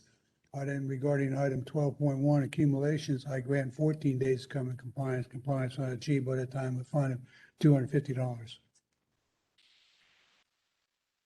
Second, Durazio. Further Okay. discussion, please. Go ahead. I just want to make sure everybody on the board understands that I clarified with the owner, this is a secondary structure. This is not the primary residence. This is a shed that's behind his home.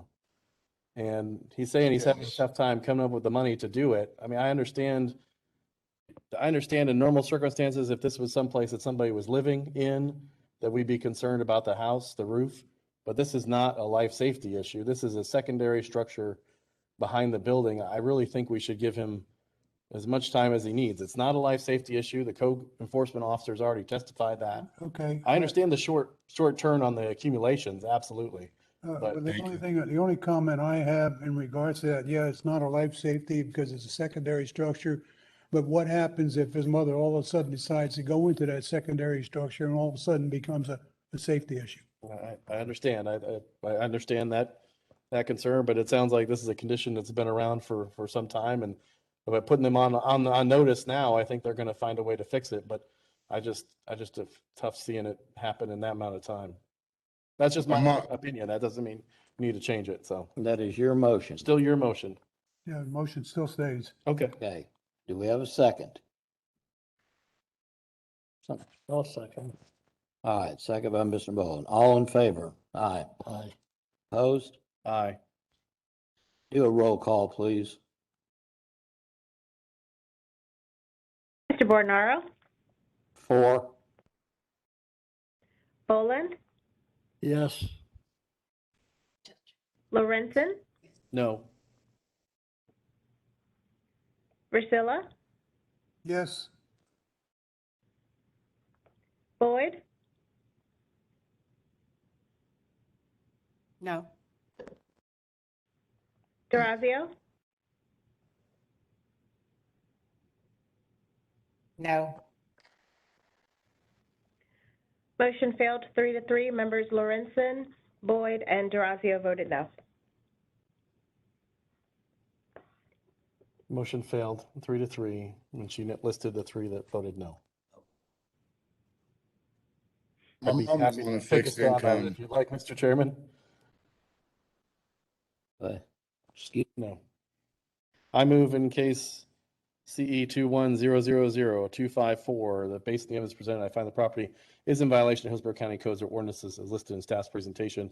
Further, based on the gravity of the violation, the action taken by the violator and the violator's history, I grant 14 days to come into compliance for item PM 12.1 accumulations.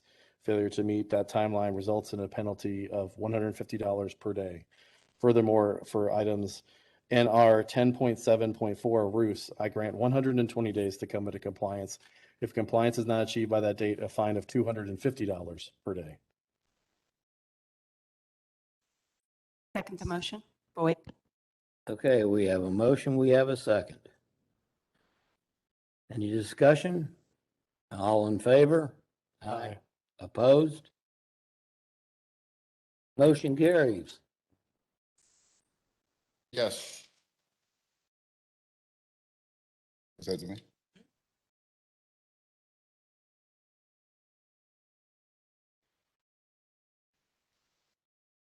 Next case is number 11, case number CE 200-12140. The owner is John Thomas Edwards II, 2910 Williams Boulevard. We have service and someone is present in this case.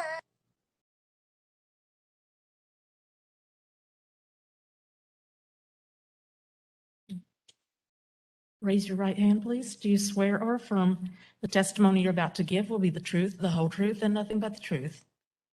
I do.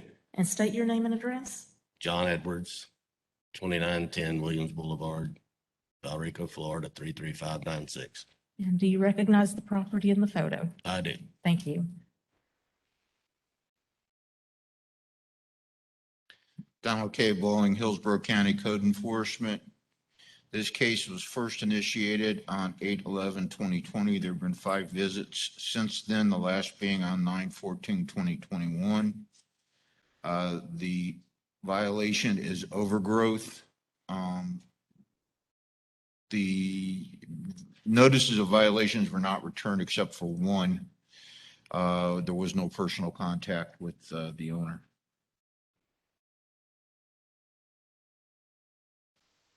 The owner's been properly served. I'm sorry, sir? Has the owner been properly served? You said something came back? No, we No. have service on the notice of hearing, yes. Okay, thank you. All right, officer, what would you like to tell us? Just the overgrowth, that's it? All I hear is static. What was the question? The question is just the overgrowth you already testified to. That's all you need to say? Yes, correct. It's just a one condition overgrowth. Okay. To the respondent, what would you like to say? The yard has been mowed, but I do not believe I was in violation because I'm in a AS1.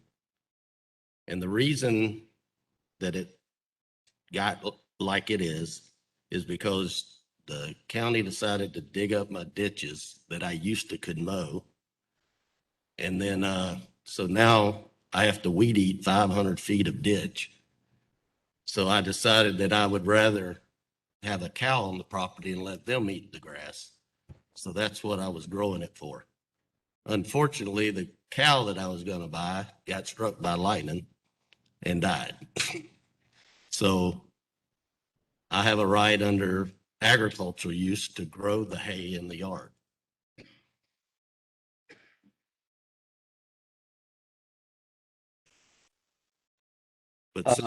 But since the cow died and I didn't get the cow, I mowed the yard. Okay, so what you're trying to tell us is the county has dug ditches in your yard?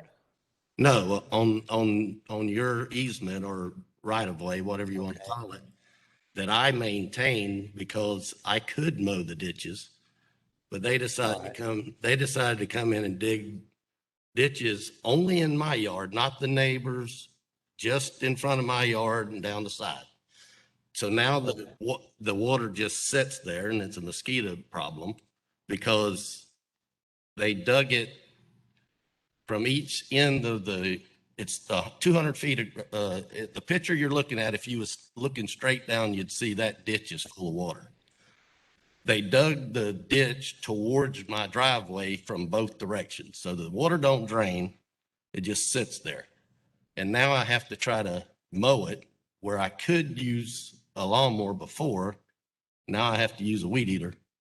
It's 200 foot across the front, 300 down the side. So I decided I wasn't mowing the county's property anymore because I wasn't going to weed eat 500 feet. Okay. And- Officer. Go ahead. I've heard enough, sir. Officer. It is mowed now. No, sir, I need to ask the officer a question. Is it county property or is it this man's property? You stated how far, how the size of the property? I'm asking if the ditch that was dug that he claims was done by the county, is that on county property or is that on his private property? It's the entire property. The entire property's got a ditch. Yes. This is Carmine Pisano. The ditch is on the county right away. But you could see the extent of which Mr. Bowling is attesting to is the entire property. Okay, so other than the ditch, there is accumulations. Not accumulations, it's overgrowth. Overgrowth. Yes, sir. Okay, And, they're and, running together. and the property owner stated that he has mowed that. So he's stating it's in compliance. So we just have to go out and do a follow-up inspection. But I'm also stating that I was never out of compliance because I have a right to grow it as an agricultural use. Well, you don't have a cow. It's not a bona fide agricultural use as what you're complaining. So your argument wouldn't be a moot point. I have raised over 10 cows. Sir, unless you've got that piece of paper that says it is agriculture, then you just can't let it grow. You're going to have to keep it in compliance. You do not have to mow where the county did the ditch because they've already testified that's county property. So you contact the county, tell them to come mow that. You're responsible for your property. So Okay? I can't grow the grass to feed a cow on an agricultural piece of property. You got the cow? I planned on getting one, and there's a hay problem right now because of the rain. They can't hay because it molds. You don't qualify and you need to mow it. It's mowed. Okay, good. It's mowed, so we don't need to determine that. Let's somebody make a motion. I'd be happy to make a motion, Mr. Chairman. Go ahead, please. I move in case CE 200121140 that based on the evidence presented, I find the property is in violation of Hillsborough County codes or ordinances as listed in staff's presentation. Further, based on the gravity of the violation, the actions taken by the violator and the violator's history, I grant 3 days to come into compliance. If compliance is not achieved by that date, a fine of $300 per day be assessed. Do we have a second? Second. Who's second? Okay, Mr. Bowen. All in favor? Aye. Opposed? Motion carries. Sir, you have 3 days to keep your part in compliance. You say it already is, so an inspector will come Can I in and show- make sure it is. Can I show the supervisor that I have the pictures of it mowed? You can show them whatever you want. Your case is over as far as we're concerned. Okay, thank We'll you. deal with code enforcement, okay? Next case, please. Turn to page 10, number 19, case number CE 200095570. The owner is Nundy 21 LLC, 10453 Sweetbriar Lane. We have service and someone is signed in for this case.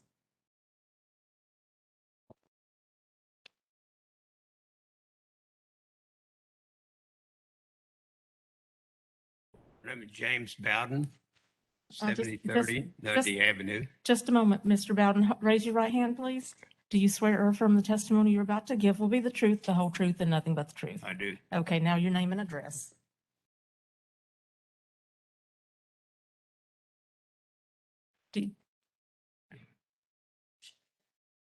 What's your name and address for the record? 7030 Nundy Avenue. And the, Okay. next to the property in question.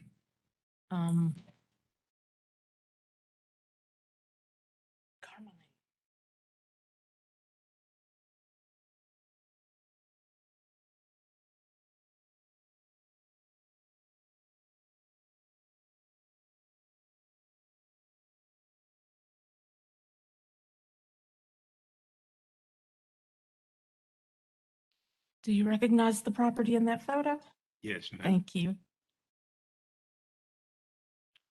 Christopher Bishop, Hillsborough County Code Enforcement. The property in question is located at 10453 Sweetbriar Lane, owned by Nundy 21 LLC.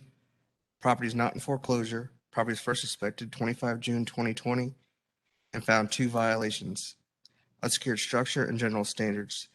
There has been contact with the owner. The last inspection was 21 September 2021.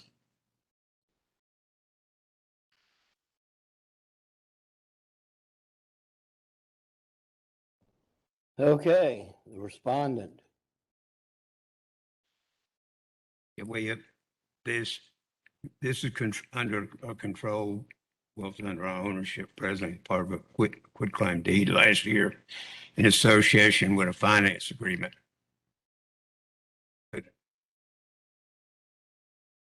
Pardon? Yeah. We own the property. I don't control the property. Ina Brewer controls the property. Okay. Are you going to testify on it or do you need her to come over? Yeah, well, Okay. Board members, the person speaking is James Bowden, and he's one of the people on the property, one of the people who own the property, yes, right? ma'am. Okay. And who else do we have here?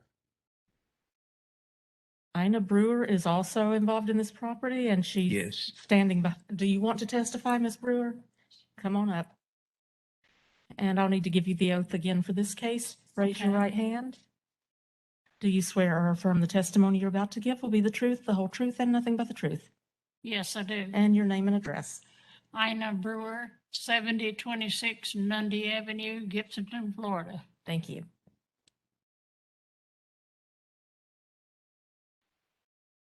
I've owned this property for years.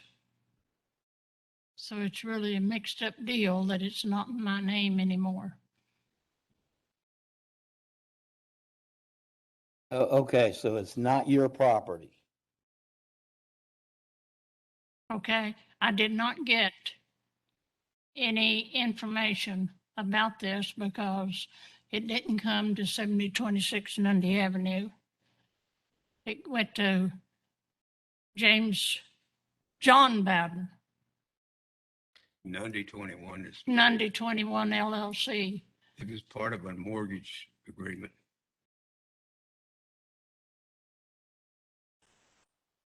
Okay, so this is a piece of property that Miss Brewer owned. She sold it. I did not sell the property, but Then you own it. anything that has to be done to the property, I'll get it done. I got it done before when came before this board. And it wasn't in my name then, but I'll do whatever is required.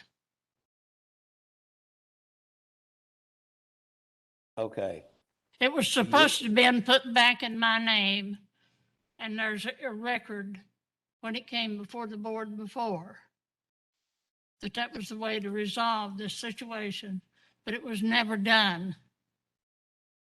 But I did do what was required to be done, and I'll do it this time. Mr. Bordenero, Chris with Code Enforcement. It's under Nundy 21 LLC, so Ina doesn't legally own it as we speak. right. And she's saying she doesn't own it. What would If it she take wants to to bring do it I in could care compliance? less. All this board wants it is done. So you have nuisance condition, unsecured structure, and general standards, and it's vacant. Safety issues, officer? No, sir. All it is a burnt down structure. The only thing that remains is the walls. Okay. Members of the board, do you have any questions? Go ahead. Just question for the owner or Miss Brewer. How long is it going to take to get this resolved? I'm not sure I understood the question, but I do have blueprints to rebuild the home. And, but I don't want to rebuild it because until it's put back in my name. And question for the officer, if what's left of this property is demolished or whatever needs to be done from a demo standpoint, then this violation would be completed? Yes, if they did demolish the building, it'd be the problem would be taken care of. Okay, thank you. Okay, any other questions? Yes. What will it take to bring it into compliance? Either rebuild it back or demolish the building. What about just securing the windows right now? All right, yes, yes. The Real owner is officially Nundy 21 LLC. Okay, and the lady that is speaking that intends to repair it is a member of that LLC? No, she's not. She used to own it. She's supposed to own it back again. But right now, she does not own the property. Okay, Correct. it'll be cited to the LLC. Would you like to make that motion? Go right ahead. I'm prepared to make a motion in case number CE 2000957 that based on the evidence presented, I find the property is in violation of Hillsborough County codes or ordinances listed in staff's presentation. Further, based on the gravity of the violation, the actions taken by the violator and the violator's history, I grant 60 days to come into compliance, and if compliance is not achieved by that date, a fine of $200 per day be assessed. Second, Lorenzen. We have a motion, we have a second. All in favor? Aye. Opposed? Motion carries. Y'all have 60 days to do something with it, or a fine of $200 a day will run. We have 60 days to bring it in compliance. Yes, sir. In compliance is to demo the building or secure it. To demo the building or to rebuild it. Okay. All right. Okay. Thank you. We're going to take a recess, 10 minutes.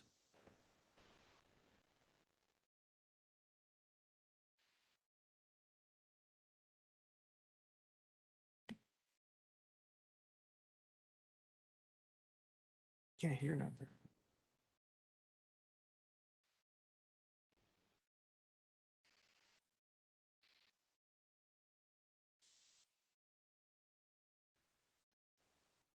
Yeah, right there.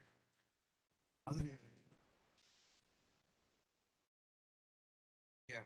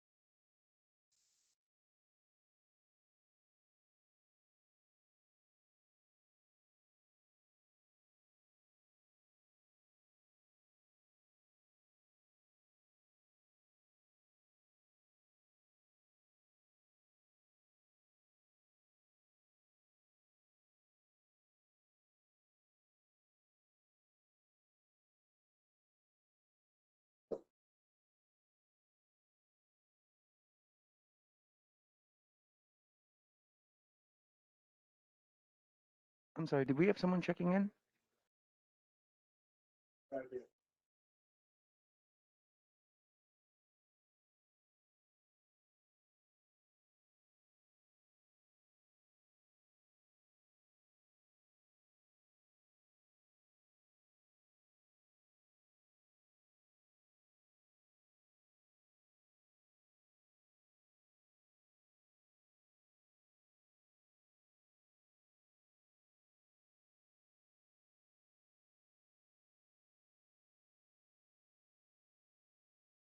We'll be returning in just a second.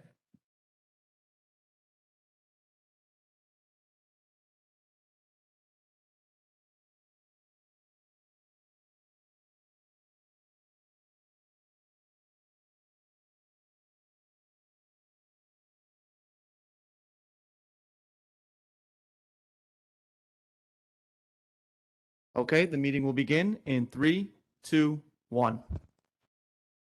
Meeting's back in order. Next case, please.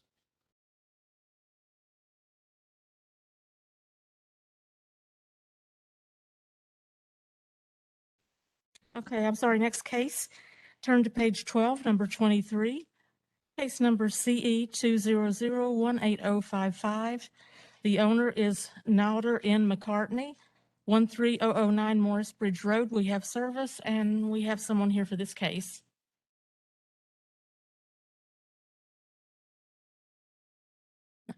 Raise your right hand, please. Do you swear or affirm the testimony you're about to give will be the truth, the whole truth, and nothing but the truth? Yes, ma'am. And state your name and address. Nelda McCartney, 13009 Morse Bridge Road, Denotus, Tassa, Florida, 33592. Do you recognize the property in the photo? Yes, I do. Thank you. Officer Ippolito Padilla, Hillsborough County Code Enforcement. I was in routine patrol when I came across this property at 13009 Morris Bridge. At that time, it had 3 inoperable vehicles. And that picture is the first one. There was a trailer that was inoperable. That's not on there. And another, that SUV right there. On my last inspection, it was still there. And those are updated photos as of the 9th. That's it. Okay. Ma'am, Yes. are they still there?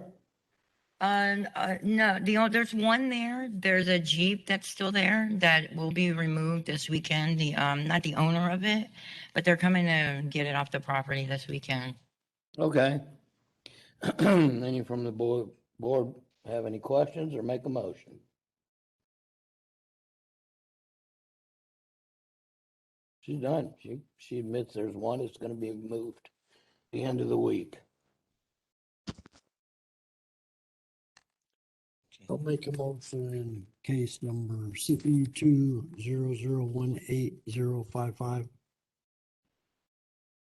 That based on evidence presented, I find that the property is in violation of Hillsborough County Code of Ordinances listed as staff's presentation. Further, based on the gravity of the violation, actions taken by the violator, violator's history, agreement 10 days to come in compliance. If compliance is not achieved by that date, a fine of $200 per day be assessed. Do we have a second? Second by Roger. All in favor? Aye. Opposed? Motion carries. Ma'am, you have 10 days to remove it. $200 fine. All right, thank you. You're welcome. Next case. Okay, turn back to page 11, number 21. Case number CE 21004860. The owner is Robert Bruce Pierce Jr., 10918 Country Haven Drive. We have service. And we have Mr. Pierce virtually, I think.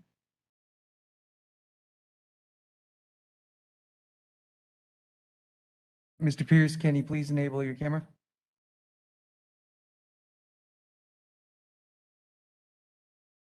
I apologize. I was in the restroom.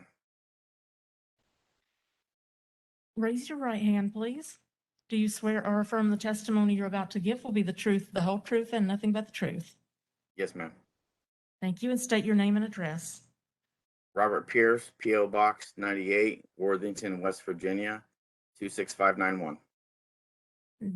Do you recognize the property in the photo? Yes, ma'am. Thank you. Officer, go ahead. Christopher Bishop, Hillsborough County Code Enforcement. Property in question is located at 10918 Country Haven Drive and is owned by Pierce Robert Bruce Jr. The property is not in foreclosure. The property was first inspected on 13 April 2021 and found 2 violations, fencing and accumulations. I've had no contact with the owner. My last inspection was 21 September 2021. Okay, sir, what would you like to tell the board? I had renters living in my home up until November 2020, and I haven't been on the property in like 9 years. But anyway, November 2020, I found out that I had squatters in the home, and I contacted Deputy Beckman from the Hillsborough Sheriff's Department in April of 2021 and sent him a trespassing notice to move the squatters. In May, I went into a 15-week PTSD program. I just got out on September 10th. I received a message from a friend on September 19th stating that I had this. I didn't even know about this until the 19th. Yes, it is a violation, and I just request 60 to 90 days to take care of everything that's there. I have squatters on the property, so I'm going to have to go to the local, obviously, somehow or another get the squatters off the property, and then I can fix the issues. Okay. Board members, any questions? All right, would one of you young ladies like to make a motion? Boyd, case number CE 21004860.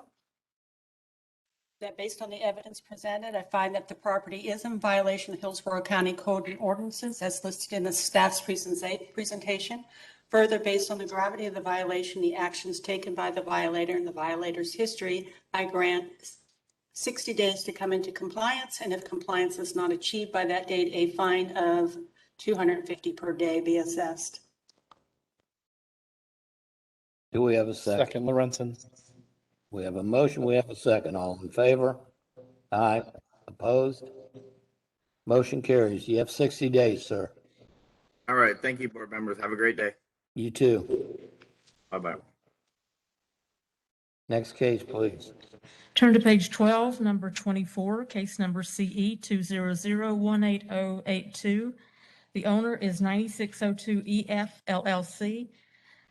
Location 9602 East Fowler Avenue. We have service, and we have someone signed in here for this case. Good morning. Raise your right hand, please. Do you swear or affirm the testimony you're about to give will be the truth, the whole truth, and nothing but the truth? I do. And state your name and address. Nick Tanuki, 20604 Longleaf Pine Avenue, Tampa. Okay, and what is your relation to this? I'm the owner of the, Okay. it's under an LLC. The property's under LLC. Thank you. Do you recognize the property? in the Yes, photo? I do, yes. Okay, thanks. I'm Officer Ippolito Padilla, Hillsborough County Code Enforcement. I was in patrol when I stumbled across this property way back in April 13, 2020. Pretty much looks like it is now. At the time, it was a little worse. I was cited for about 7 or 8 violations at the time. But what happened, I got moved from one area to another one, so another officer complied some violations. Now, what happened, he changed it from out of his name to the LLC, so there was new ownership. So it started over again. Well, during that time, I took it back over, and I made contact with Mr. Tanuki. I spoke to him about this property, and he informed me that He hasn't done anything because he's waiting for commercial buyers to come in and take it over. Have been people coming in and out. I boarded it up. Vagrants come in. I talked to him about that. It's severely overgrown, as you can see on the sides. There has been times where it was mowed, but nothing else was happening to it. So that's why we're here today. Okay.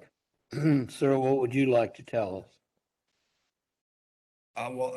This property right now is under contract to be sold as a commercially zoned property. And I have fixed it in the past. I had a bad tenant in there. He destroyed it. He left, he passed away and left a lot of things there. And I haven't rented it after that. And it's under contract to be sold. It's gonna get demolished. So doesn't make sense to spend money fixing it up when it's gonna get demolished. You have a contract for sale? Yes, I do have a contract, yes. When is the closing date?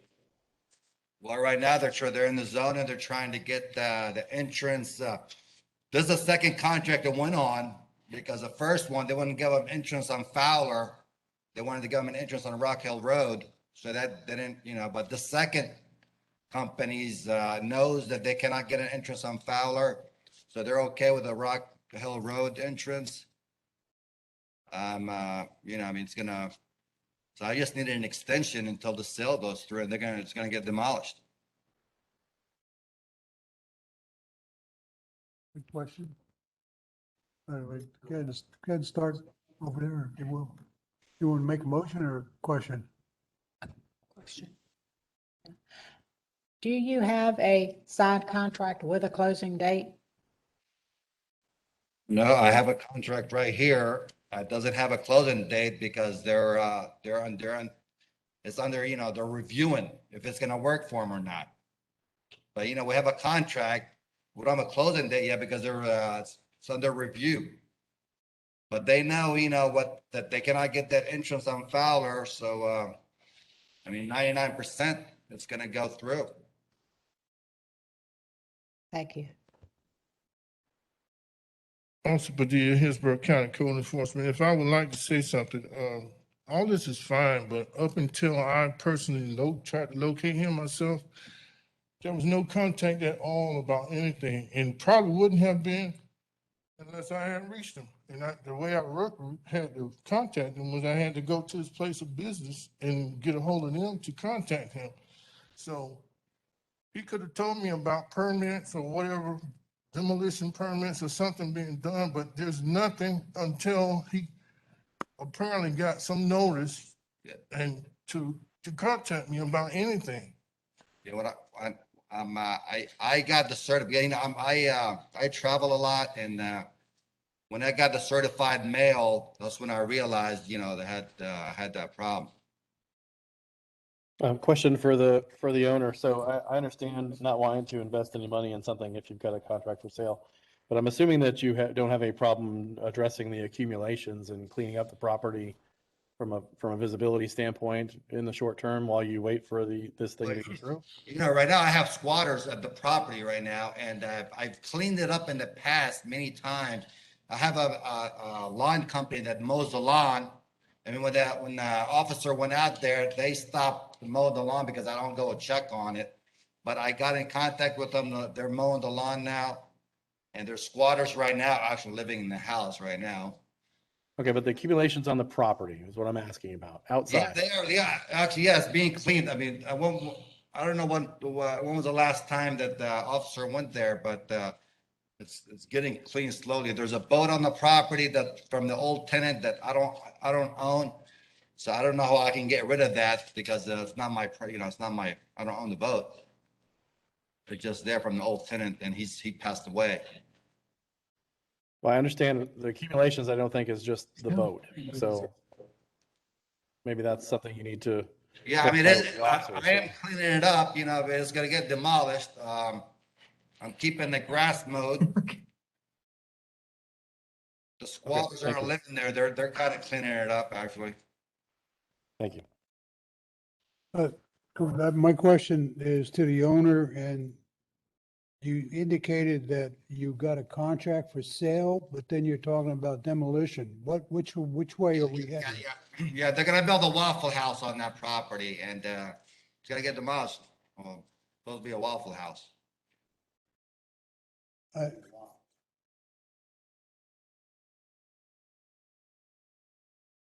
Oh, okay. I just need time, for the sale to go through. It's gonna get demolished and, Okay, on this boat that you're saying that the person is deceased. oh, yeah, that owns the boat that's on the property. That's on your property, correct? Yeah, he is deceased, yes, so, Okay, then why have you not, or why don't you call a tow truck and do a private tow and have it removed from your property? the boat, I could do that. I mean, I don't know if they tow boats away or anything like that, but, Somebody does. okay, I'm gonna look into that. Good. Now,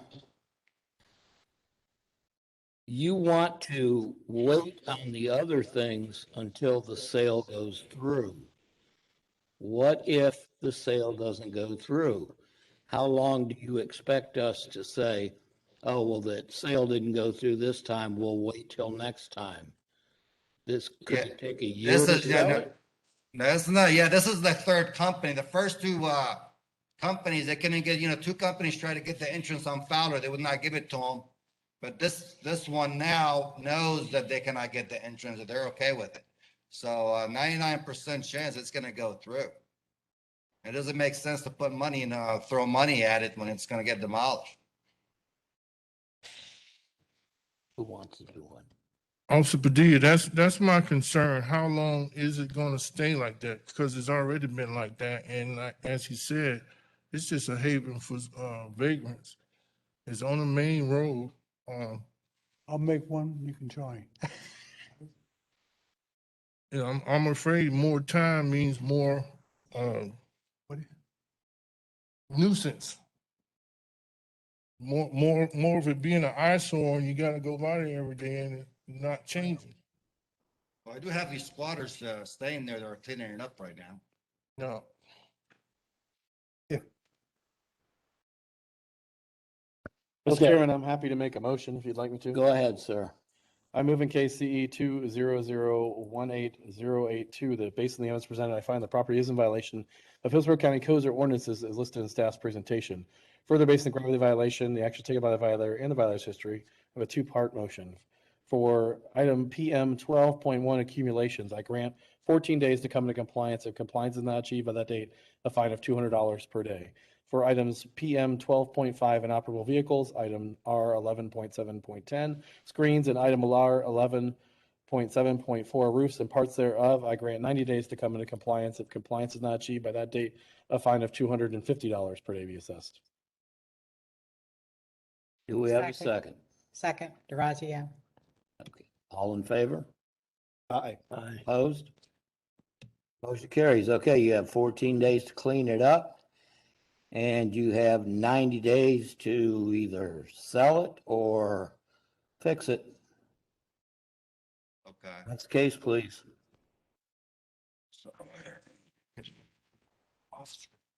Turn to page 13, number 25, case number CE 20008931. The owner is Esther Loriberg Nelson, 4910 Hannah Avenue. We have service and someone is here for this case. Good morning. Do you swear or affirm the testimony you're about to give will be the truth, the whole truth, and nothing but the truth? I do. Thank you, and state your name and address. My name is Nathaniel Nelson, 4910 East Hannah, 33610. And you're related to, are you representing? Yes, what happened is that I'm living there and I'm her brother, but she's in Canada. And when I got this letter last week, I tried to reach her, but finally I got her. But she said she was going to try to do it Okay. remotely, but Okay, but she's authorized you to speak for her Yes. here. Okay, do you recognize the property in the photo? do I? Oh, yes. Yes, okay, thank you. Go ahead. Officer Steen, Hillsborough County Code Enforcement. I first inspected the property located at 4910 East Hannah Avenue, Tampa, Florida, 33610 on June 13th of 2020. At the time of the inspection, the property was tenant occupied, not in foreclosure. At that time, I also determined that the property owner's address was in Canada. I made several attempts, including leaving door hangers on the property, and never had a response. I spoke to someone on the property at one point. It was not this gentleman. It was a Latin man that did not speak English. And over of course, COVID and everything, nothing has really changed on the property. It's in the same condition as it has been for that entire time. Okay, when you tried to serve this lady in Canada, the United States wasn't letting anybody cross the border. But she did or did not respond to you? No, I have never spoken with the property owner, and this property was posted. I spoke with who I thought was a tenant on the property one day. The tenant did not speak English, or the person that I spoke to did not speak English, and it was not the person that is here today at the hearing. But I have left contact cards and door hangers on that property several times over the past, we're looking at almost 2 years now. Okay. All right, respondent, what would you like to tell this board? Yes, unfortunately, I never got any of those papers. And I know whom he talked to, that a friend of mine, we live together, but he doesn't speak too much English. And he didn't tell me that either. But what happened is that all those violations, like there was there, and I already removed the trailers. I have only one there now. And all those trash have been removed and the lawn been cleaned. The only thing I have left to do is that part of the fence that the car ran over a few, last time I fixed the fence, but somebody ran it over, as you can see. That's the only thing that's left right now, and those bricks that I have to remove. Officer Steve, Okay. Hillsborough County Code Enforcement, to clarify, the fences charge, the fences condition involves the entire fence on the entire property all the way around, not just the front portion. The photos just show the worst. But if you can see the background wooden fence is also in disrepair as well. Okay, I will take care of that also, because the wood is okay, you know, it's a shaded area. So what I'm gonna do, I'm gonna paint the fence and then fix the front. Okay, sir, how long is it going to take you to do this? If I can get 30 days, that will help me, because especially for the front part, it's gonna take me a little time. Okay, officer, safety issues there? I don't have an issue with 30 days, no. Okay. Board members, questions or motions? Wait, I'm prepared to make a motion. I'm moving the case of CE 2000891. That based on the evidence presented, I find that the property is in violation of Hillsborough County codes or ordinances as listed in the staff's presentation. Further, based on the gravity of the violation, the actions taken by the violator, and the violator's history, I grant 30 days to come into compliance, and if compliance is not achieved by that date, a fine of $250 per day be assessed. Lorenzen, second. All in favor? Aye. Opposed? Motion carries. You have your 30 days, sir. Thank you. Next case. Page 15, number 30, case number CE 200181996. The owner is Masonic Youth Camp Incorporated, 18050 South US Highway 301. We have service, and we have someone virtually signed in for this case. Raise your hand if you're here for this case. Okay, there you are. Do you swear or affirm the testimony you're about to give will be the truth, the whole truth, and nothing but the truth? I do. And state your name and address. Jamie Mayer, for the violator of the law firm of Hill Ward Henderson, address 101 East Kennedy Boulevard, Suite 3700 in Tampa. Thank you. Do you recognize what they're showing on the screen right now? Yes, I've seen it on Google Street View. Okay, thank you. Good morning. Officer Guy. Yes, sir. Good morning, Officer Guy Carter, Hillsborough County Code Enforcement. Property in question is located at 18050 US Highway 301, Waimama, Florida 33598, Masonic Park and Youth Camp. The property was first inspected 12/14/2020 and was cited for improper use of zone. The property is zone PD, and the property is zoned for 35 RV spaces.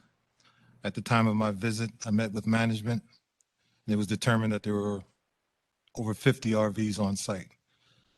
As of my last inspection on 9/21/2021, I was informed by management that they were in the process of applying for rezoning to accommodate over 100 spaces for the RVs. Research via Acela or permits showed no applications at the time. Okay, so you're saying they're allowed 30? They're allowed 35 per the 35. PD. Yes, sir. All right. Counselor, go ahead. Thank you. And thank you, Mr. Carter, for working with us on this. So that is it is correct that we have to apply for a major modification to the existing PD site plan. We had a pre-application meeting with the county, so that wouldn't show up on Acela or on optics. But we were given the comments from all the applicable reviewing agencies, of which there are many, planning commission, zoning staff, transportation, wetlands, probably gonna have to involve FDOT as well. So we are gearing up to submit that application formally for the next reviewing cycle, which by the schedule posted by Hillsborough County would put us at a final BOCC hearing date of, I think it is March 8th. Now, in our experience in the county with applications, frequently there will be at least one continuance, so it could be well into April. That being said, I've talked with the property owner and they understand they cannot have, and this is a seasonal thing. So if we're going to be asking eventually for 120 through the rezoning, but right now I believe it's either 35 or 36 that's permitted. Whatever it is under the PD is all they are going to be renting for this particular season. So they will not be out of compliance. And will not have any more than what they're permitted until we have gotten the approval to have more. So at this point in time, although I would request, frankly, 7 months to get through this process because it's simply the way the county timeline operates, we're not going to be out of compliance. So if you wanted to have maybe a check-in in December or January, perhaps, just to make sure that we are doing what we're saying we're doing by not having more. I don't really know how that works when we're not going to be out of compliance. What you would recommend we do in terms of satisfying that for you, just to confirm. Okay, so right now there's 35 or less there. I have not personally been to the property. Mr. Carter, I don't know if you've seen more than that. What I do know is that, and I just had this conversation with the property owner yesterday, you cannot have more than, let's say 35. You cannot have more than 35 RV spaces. And he says, yes, I understand. We're not going to. So that is, that's what I know. Okay. So within a matter of days, you would be able to confirm, they would be able to remove the excess, and you would be in compliance. The access, I mean, I guess what they're not going to have the RVs brought onto their property in excess of what they have. So it's a seasonal thing where the, frankly, I think it's a lot of snowbirds who come, they bring their RVs and it starts around December. So my understanding of the business model is they wouldn't be here yet. Right. So they Okay. won't be. He has not signed the leases for any of those in excess of what he's allowed to have for this season. Okay, I guess what I'm trying to ask, if I gave you or we gave you a short date of like 7 days, the inspector went out, he would not find more than 35 vehicles on that property. I would request 30 days since I don't know their business model completely. I would request 30 days, have him come back if that's all right in 30 days, just in case I'm making a promise that for some logistical reason they couldn't keep in 7 days. But I believe there are not more than 35 RVs on there right now, but I would request 30 days to make sure that that is the case. Okay. Go ahead. Somebody want to make a motion?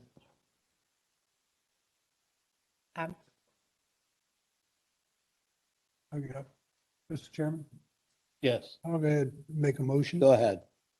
I move in the case of CE 2001819 that based on the evidence presented, I find the property in violation of Hillsborough County Code and Ordinance as listed in staff presentation. Further, based on the gravity of violation, the act taken by the violator's history, I grant 30 days to come in compliance. Compliance not achieved by that time, a fine of $200 per day be assessed. Additionally, with the 30-day max, you can call the inspector at any time and come into compliance. That's the motion. Second, Lorenzen. We have a motion, we have a second. Any discussion? All in favor? Opposed? Motion carries. Okay, ma'am, you understand? Yes, thank you very much. You're welcome. Goodbye. Next case, please. Page 16, number 31, CE 200182116. The owners are Elva Tejas and Christopher Lee Rodriguez, 113 Delia Street. We have service, and we have someone here to speak on this case. Raise your right hand, please. Do you swear or affirm the testimony you're about to give will be the truth, the whole truth, and nothing but the truth? And state your name and address. Please turn on your mic. Just wait, hold on. Okay, now. Sorry. Chris Rodriguez, 1205 2nd Avenue East, Unit 4212, Bradenton, Florida, 34208. Thank you. Good morning, Officer Guy Carter, Hillsborough County Code Enforcement. Mr. Carter, hold on just a second. I'm sorry. Sir, do you recognize the property in the photo? Yes, ma'am. Okay, thank you. Now you go. Okay, Guy Carter, Hillsborough County Code Enforcement. The property in question is located 113 Delia Street, Waimama, Florida, 33598. The property is tenant occupied. The property was first inspected 12/14/2020 and cited for inoperable vehicles and recreational vehicles.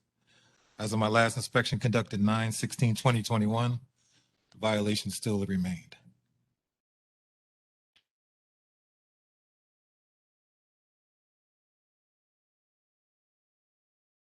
Okay, what does the respondent have to say? Inoperable vehicles and recreational vehicles, are they still there? Yes, sir. That's the RV you see there. The tires have sunken into the ground. Yeah. There was no registration on the vehicle as well. And that the first, like I say, upon my first visit, there was power and plumbing hooked up.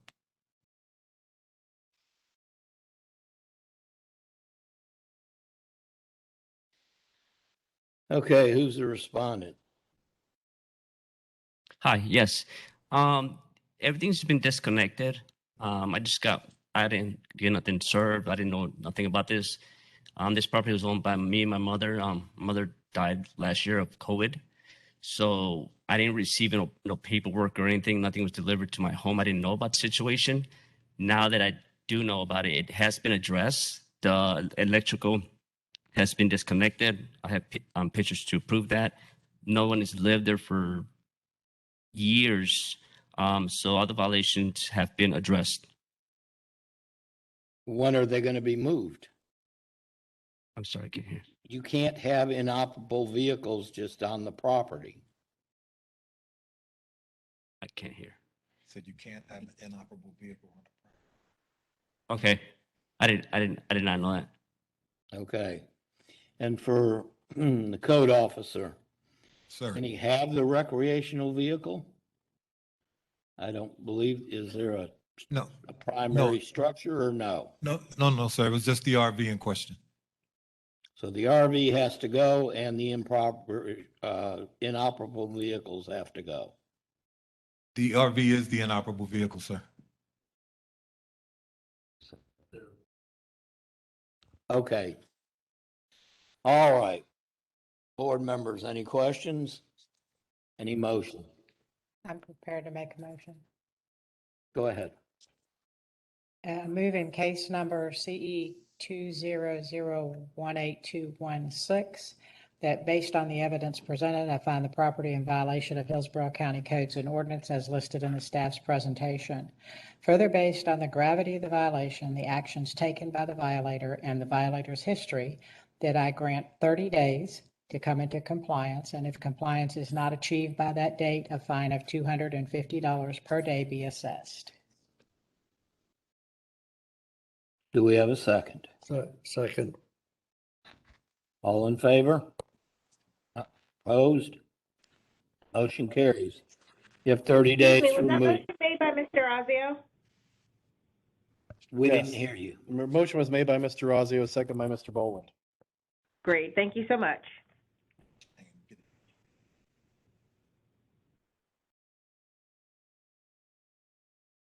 All right, next case. Turn to page 18, number 35, case number CE 210-11695. The owner is Sabina Properties LLC, location 2609 Gemini Court. And the other address is 6175 Scorpio Circle, apartment 121. We have service and someone is here for this case. Good morning. Raise your right hand, please. Do you swear or affirm the testimony you're about to give will be the truth, the whole truth, and nothing but the truth? Yes. And state your name and address. Yes, my address is 17735 Rivendell Road. That is on Lutz, Florida, 33549. But I represent the property complex. You represent the property. I'm sorry, I've got two people, another person here too. Is there a person online for this case as well?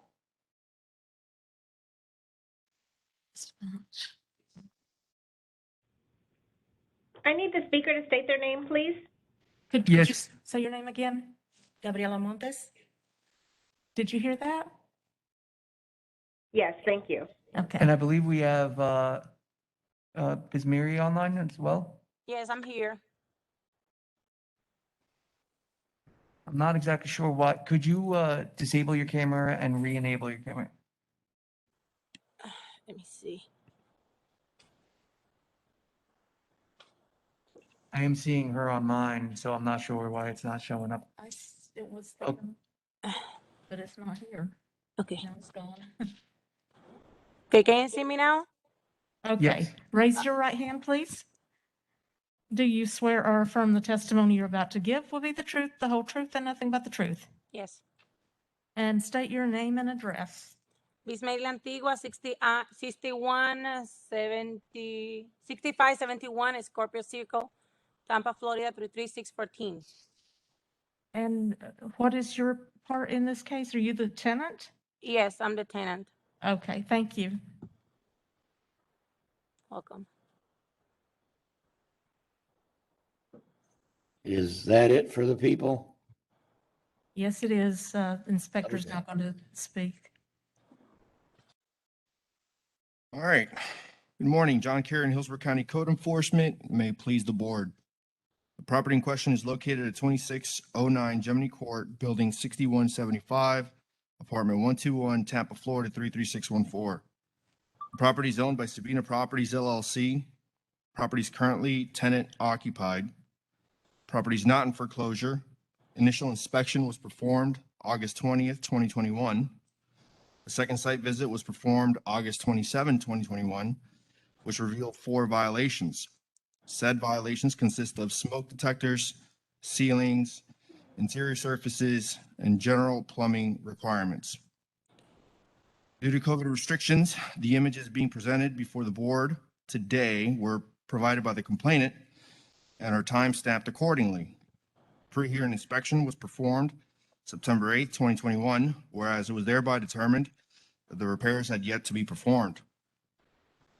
I received an email from the respondent on September 23, 2021, that stated that the repairs had been completed.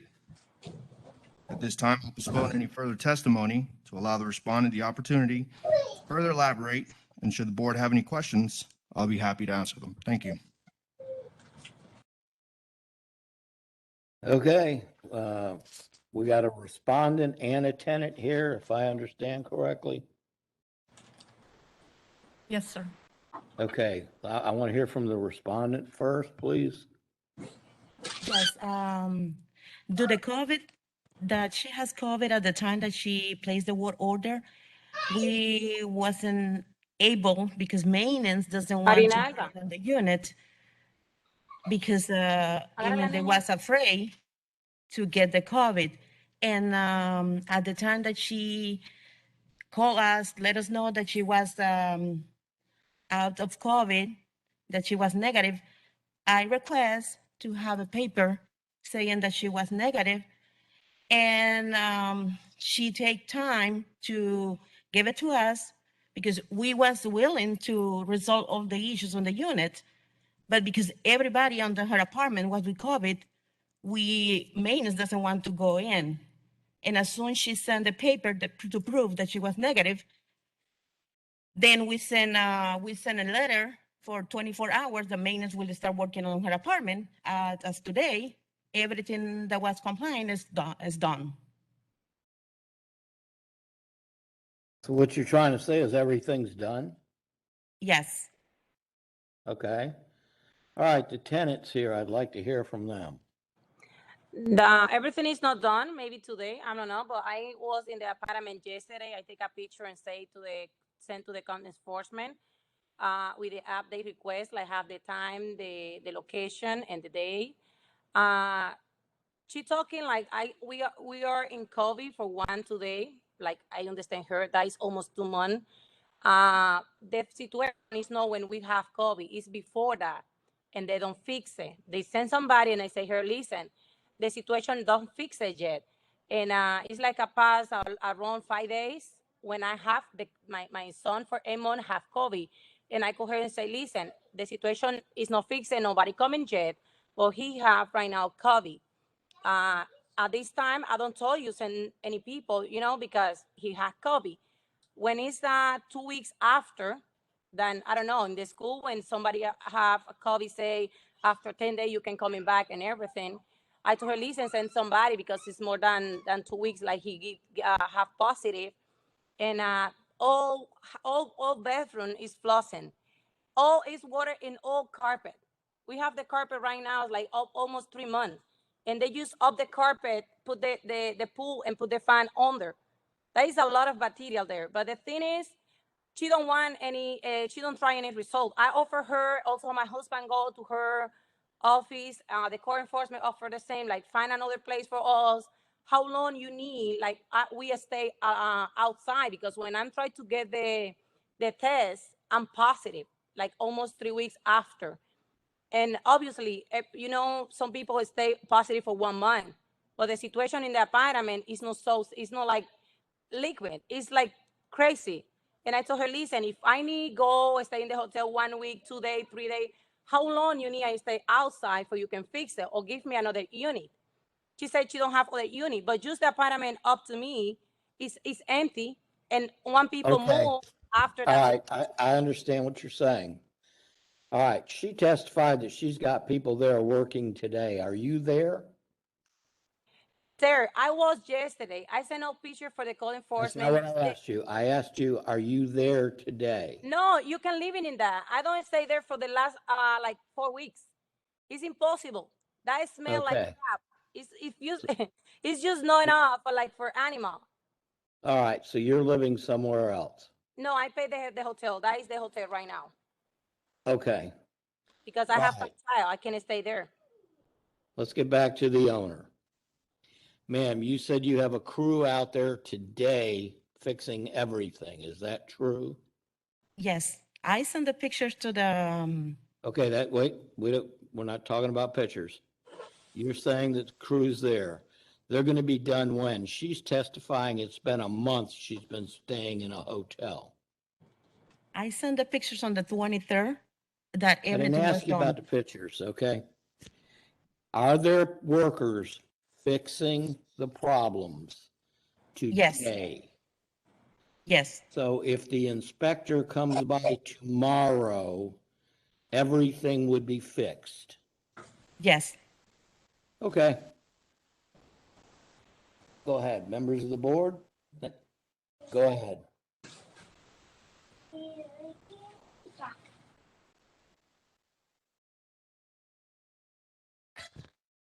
I move in case number CE 21011-695 that based on the evidence presented, I find that property is in violation of Hillsborough County Code of Ordinances as listed in the staff's presentation. Further, based on the gravity of violation actions taken by the violator and the violator's history, I grant 5 days to come in compliance. If compliance is not achieved by that date, a fine of $500 per day be assessed. Do we have a second? Second, Durazio. We have a second. All in favor? Aye. Motion carries. Okay, for the owner, you have 5 days to make sure everything is in compliance. You will notify this young lady so she can move back into her apartment. If not, you will be fined $500 a day. Do you understand? I do. Okay, thank you. Next case, please. Thanks.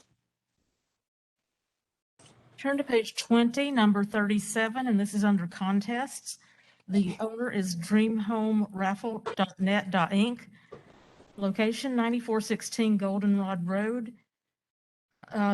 This is a contest of the officer's finding of noncompliance, and you should have received a copy of the letter and a case history with your agenda package. And we have someone online virtually to testify on this case.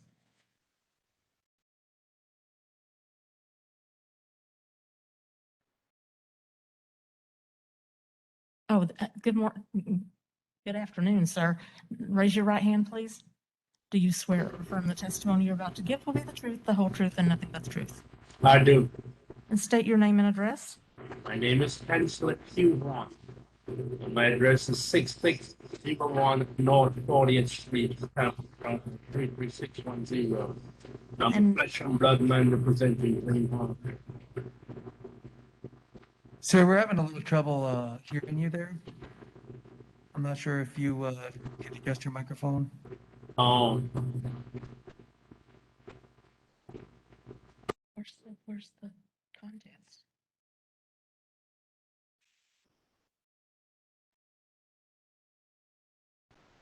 Can you hear me now?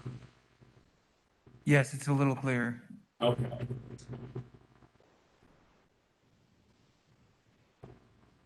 May I have the speaker restate his name, please?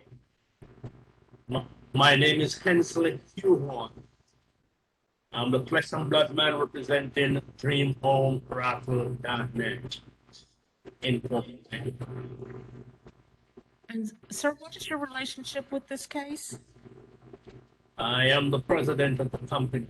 Okay, thank you. Board members, this is the contest of the inspector's finding of noncompliance on their initial post-hearing check. And we did start fines as a result of that inspection. Good afternoon, Charles Harwell, Hillsborough County Code Enforcement. I presented this case on June 25th on behalf of Officer Hernando. And I happened to be in the area and I did the follow-up inspection on July 22nd for the hearing. And this property was cited for accessory structure without primary use, accumulations, and overgrowth. As you can see, the property was mowed. I checked there. There was a permit box. If you saw the first photo, it was next to the road. It has since been moved back to next to the trailer. I went and checked to make sure there was no permit in the box. There's not one in. This photo here is to the right of the trailer. The overgrowth remains there. And then I took photos of the other part of the property. As you can see, wasn't mowed very well. There's grass exceeding 10 inches in length. And if one go to the next photo, you can see around the trees, you know, it didn't do a very good job, but there's a lot of overgrowth to the right. So that violation is not complied. And then as far as accumulations, I noticed this, took a photo of that to the right of the fence. And then there's another photo for accumulations. You got that. And then to the right, you can see, but there'll be a second photo. There's the other photo. So those are the accumulations I observed when I did the inspection, and that one as well. I'm sorry, I forgot about that.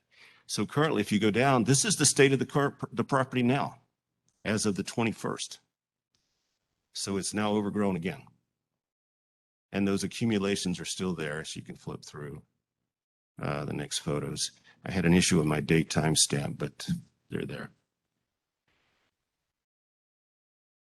Okay, so you're saying it's back in condition, or you don't know if it's ever been taken care of at one time or not? Is that what you're saying?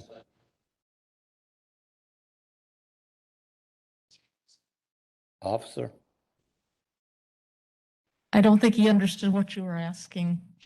Okay, what I'm asking is, he showed a picture and he said this is the way it looks today. My question is, was it looked that way when he cited them and it still looks that way? Or he cut the Yes. grass, then he didn't? Yes, I went there on July 22nd, and they were still in violations, and the fines started. Okay. The current photos was just to show you the state of the property now, but that does not have anything to do with him contesting that it was complied on July 22nd when I did the inspection. Okay, thank you. Sir, you have something to say?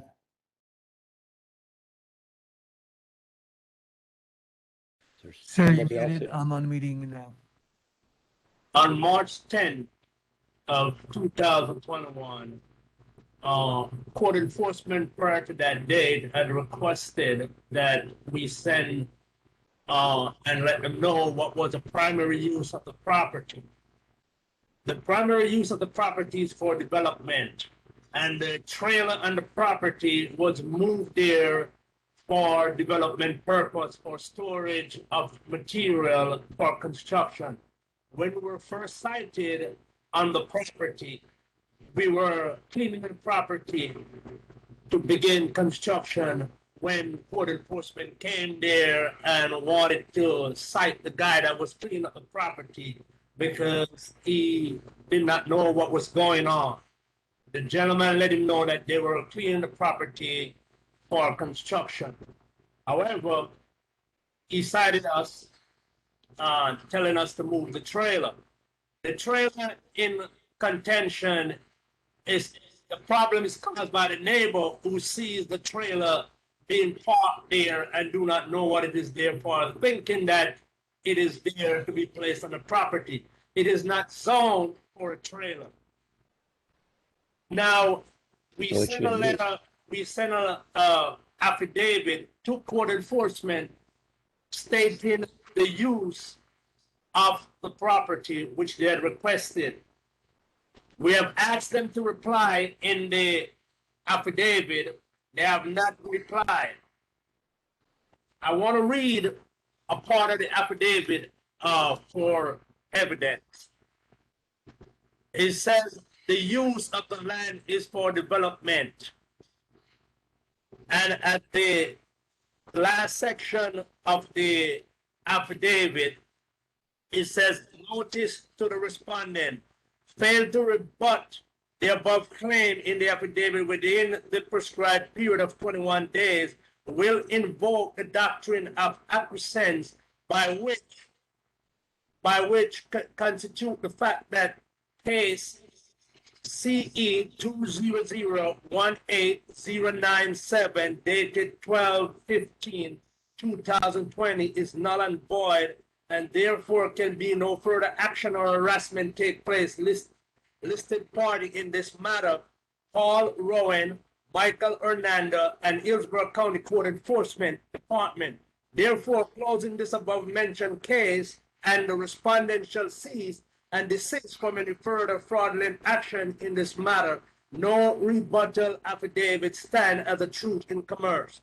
Now, the situation is that court enforcement has failed to respond and to rebut our claims in this matter. Therefore, this case is over with, and I don't see why we're continuing fighting over this matter. Okay, You- sir, he showed a picture of the property today. Did you see that picture with all the overgrowth? Yes, sir. We have cleaned the property up prior to that. The property has just grown up again since rain. You didn't let me finish asking my question. Okay. So what makes you think that you can just keep growing your grass and that you're going to contest the order of this board that told you to cut the grass? Sir, can I respond? Sure. When I purchased that property a couple of years ago, the property was in woods. It was in deep woods. We went there and cleaned the property. Nobody has interfered with us when it was in woods. Since we cleaned the property, we're having problems. Why are we having problems now that we cleaned the property? Before the property was in deep woods, nobody interfered with us. Why is that? Why is there a problem now that we clean the property? I make the property looking good. And I clean the property over and over and over. I got receipts where I keep cleaning the property over and over. So why are we having problems now when it was in high woods? The previous owner had it in high woods. When I purchased it, it was in high woods until we were ready to start something on the property. We clean the property. Now we're having problem. Now we clean the property. Why is there a problem now? And court enforcement is coming after me now, telling me I got to keep the property clean. When it was in woods, nobody interfered with us. The neighbors never complained. Has nothing to do with the previous owner. No, This has but when to I do with purchased the you. property, it was in woods, and I keep it in woods until we're ready to do something on it. This has nothing to do with prior. Mr. Lorenzo, you have a question? Yeah, question for the officer, just to verify, because a lot has been under the bridge here. As of, my understanding is we're contesting our order and the non-compliance as of 7/16/21. The pictures that you showed, before you showed the current conditions, were pictures of your site visit in July of 2021, correct? Yes, sir. And those pictures show that the conditions of accumulations, overgrowth, and accessory use without primary use still exist as of that date, correct? Yes, sir, and fines started the next day. Excellent, thank you. I'm willing to make a motion, Mr. Chairman. I move on case CE 20018-097 that the contest be denied. We have a motion. We have a second. All in favor? Aye. Opposed? All right, your contest is denied. The final continue to run, sir. The second, please. Do what? Second on the Who motion? is the second? Mr. Versillo? Mr. Versillo. Thank you. Next case.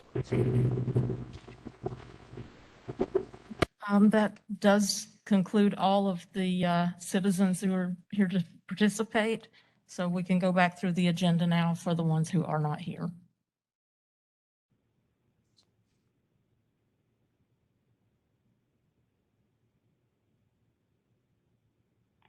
Okay. Seeing there's no one present in the audience for the remaining cases on the agenda, the board will now review the case material previously provided by county staff. If the board finds its property is in violation of Hillsborough County Code of Ordinances as listed in staff's presentation, the board ruling for each case will be based on the evidence presented, the gravity of the violation, action taken by the violator, and the violator's history in determining the amount of fine which will be assessed. And we will start with Ms. Boyd, we'll come on around, and then we'll jump back over to Ms. Boyd. Next case, please. Turn to page 1, number 2, case number CE 21002949. This case complied September 15, 2021. Page 3, number 5, CE 21003865. This case complied September 16, 2021. Page 5, number 8, CE 200111130. The owner is Noemi Alvarez Romero, 1711 Waikiki Way. We have service and no one is present.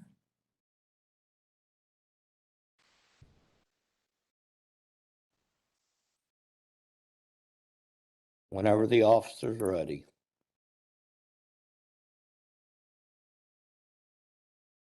Rather, good afternoon. Code Enforcement Officer Leon Sally with Hillsborough County Code Enforcement. Property in question is located at 1711 Waikiki Way and is owned by Naomi Alvarez Romeo. Property is not in foreclosure. I have not had any contact with the owner as well. I first inspected this property on July 27, 2020, and it was cited for accumulation, overgrowth, and structure used as dwelling, not meeting standards of a dwelling. As of my last inspection on September 20th, 2021, all 3 violations still remain. And that's where we are today. Okay, what's the not meeting standards of the dwelling? If I understood, I didn't exactly hear you, but if I understood you correctly, what it is, he built a structure and all he did, he threw in a couple of electrical receptacles in one bathroom and rented it out. There's no kitchen, shower, or anything like that. Okay, I understand now. Okay. And there's 2 of them. Okay, Ms. Boyd.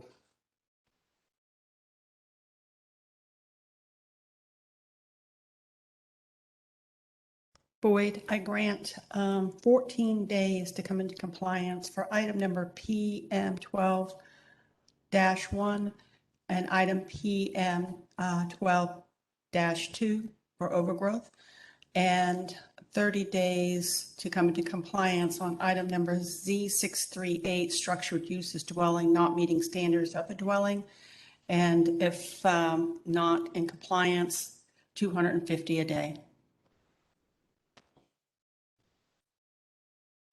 What was the overgrowth and the accumulation? How long was that? On both of them? In the same 14 days and Okay. 250. All in favor? Aye. Opposed? Motion carries. 14 days on the overgrowth and the accumulation, 30 days on the structure. Next case, please. Recording, did not hear a second for that one. Urzilla. Thank you.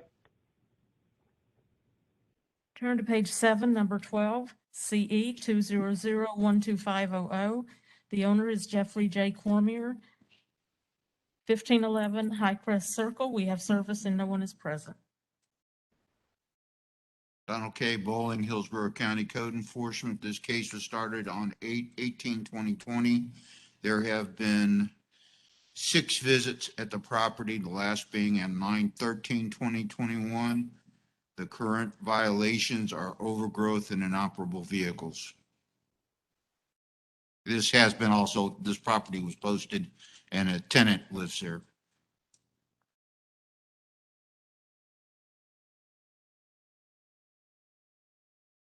Okay. Mr. Vasilla.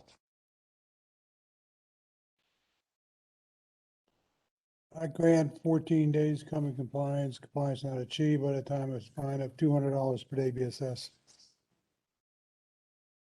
Second, Lorenzen. 200.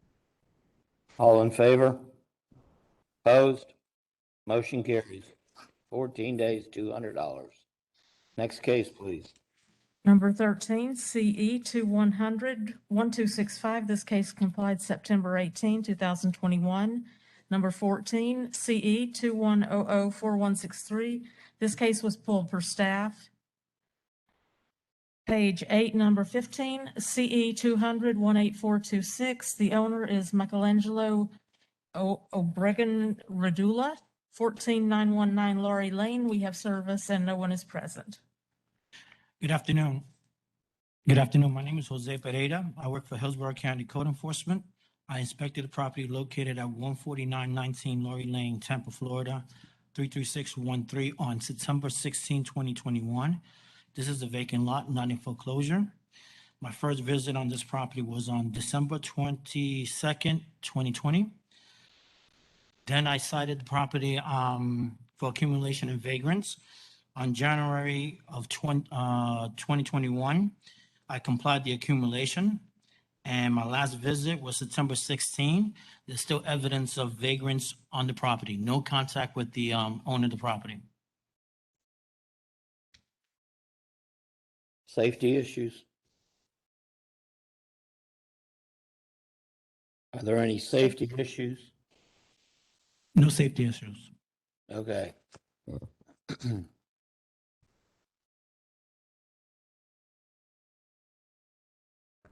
I grant 14 days to come into compliance. If compliance is not achieved by that date, a fine of $250 per day.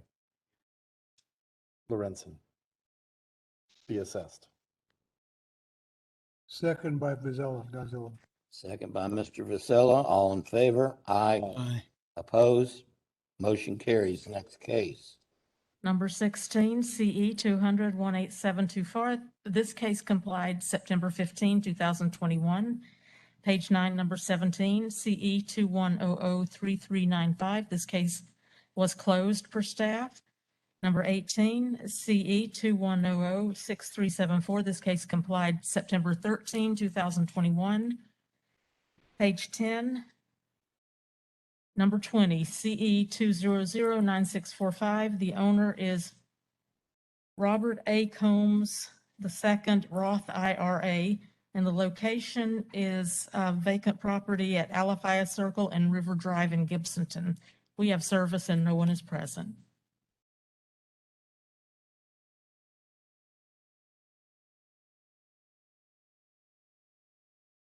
Christopher Bishop, Hillsborough County Code Enforcement. The property in question is located at folio number 050071-0000, Alafaya Circle and River Drive. It is owned by Robert Combs II. The property is not in foreclosure. The property was first inspected on 24 June 2020, and one violation was found: accessory use without primary. There has been recent contact with the owner. The owners had submitted plans for a house. They were denied. He's planning to reapply again. My last inspection was 21 September 2021.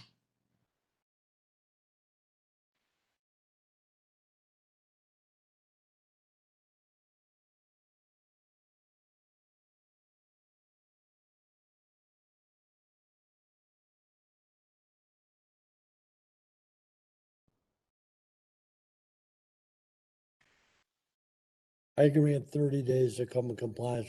Compliance not achieved by that date, a fine of $200 per day be assessed.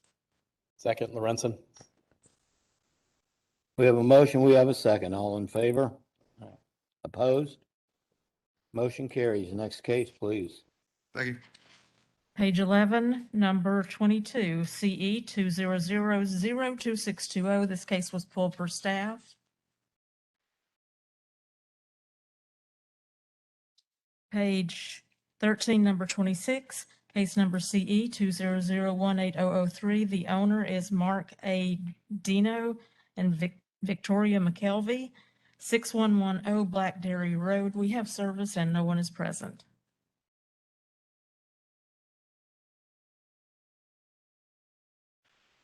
Officer Stain, Hillsborough County Code Enforcement. The property located at 6110 Black Dairy Road, Sefton, Florida, 33584, was first inspected on December 9th, 2020. At the time of the inspection, property is tenant occupied and not in foreclosure. It's still tenant occupied, not in foreclosure. All of the cited conditions were complied except for the accumulations violation. There are still a significant amount of accumulations on the property. Are you asking for a repeat violation? He is a repeat violator of prior board order dated 12/26/2019. We're asking for a repair occurrence. Thank you. I find the property is again in violation of Hillsborough County Code or ordinances as listed in staff's presentation and of the previous order dated 12/9/2020. I grant 10 days to come into compliance, and if compliance is not achieved by that date, a fine of $250 per day.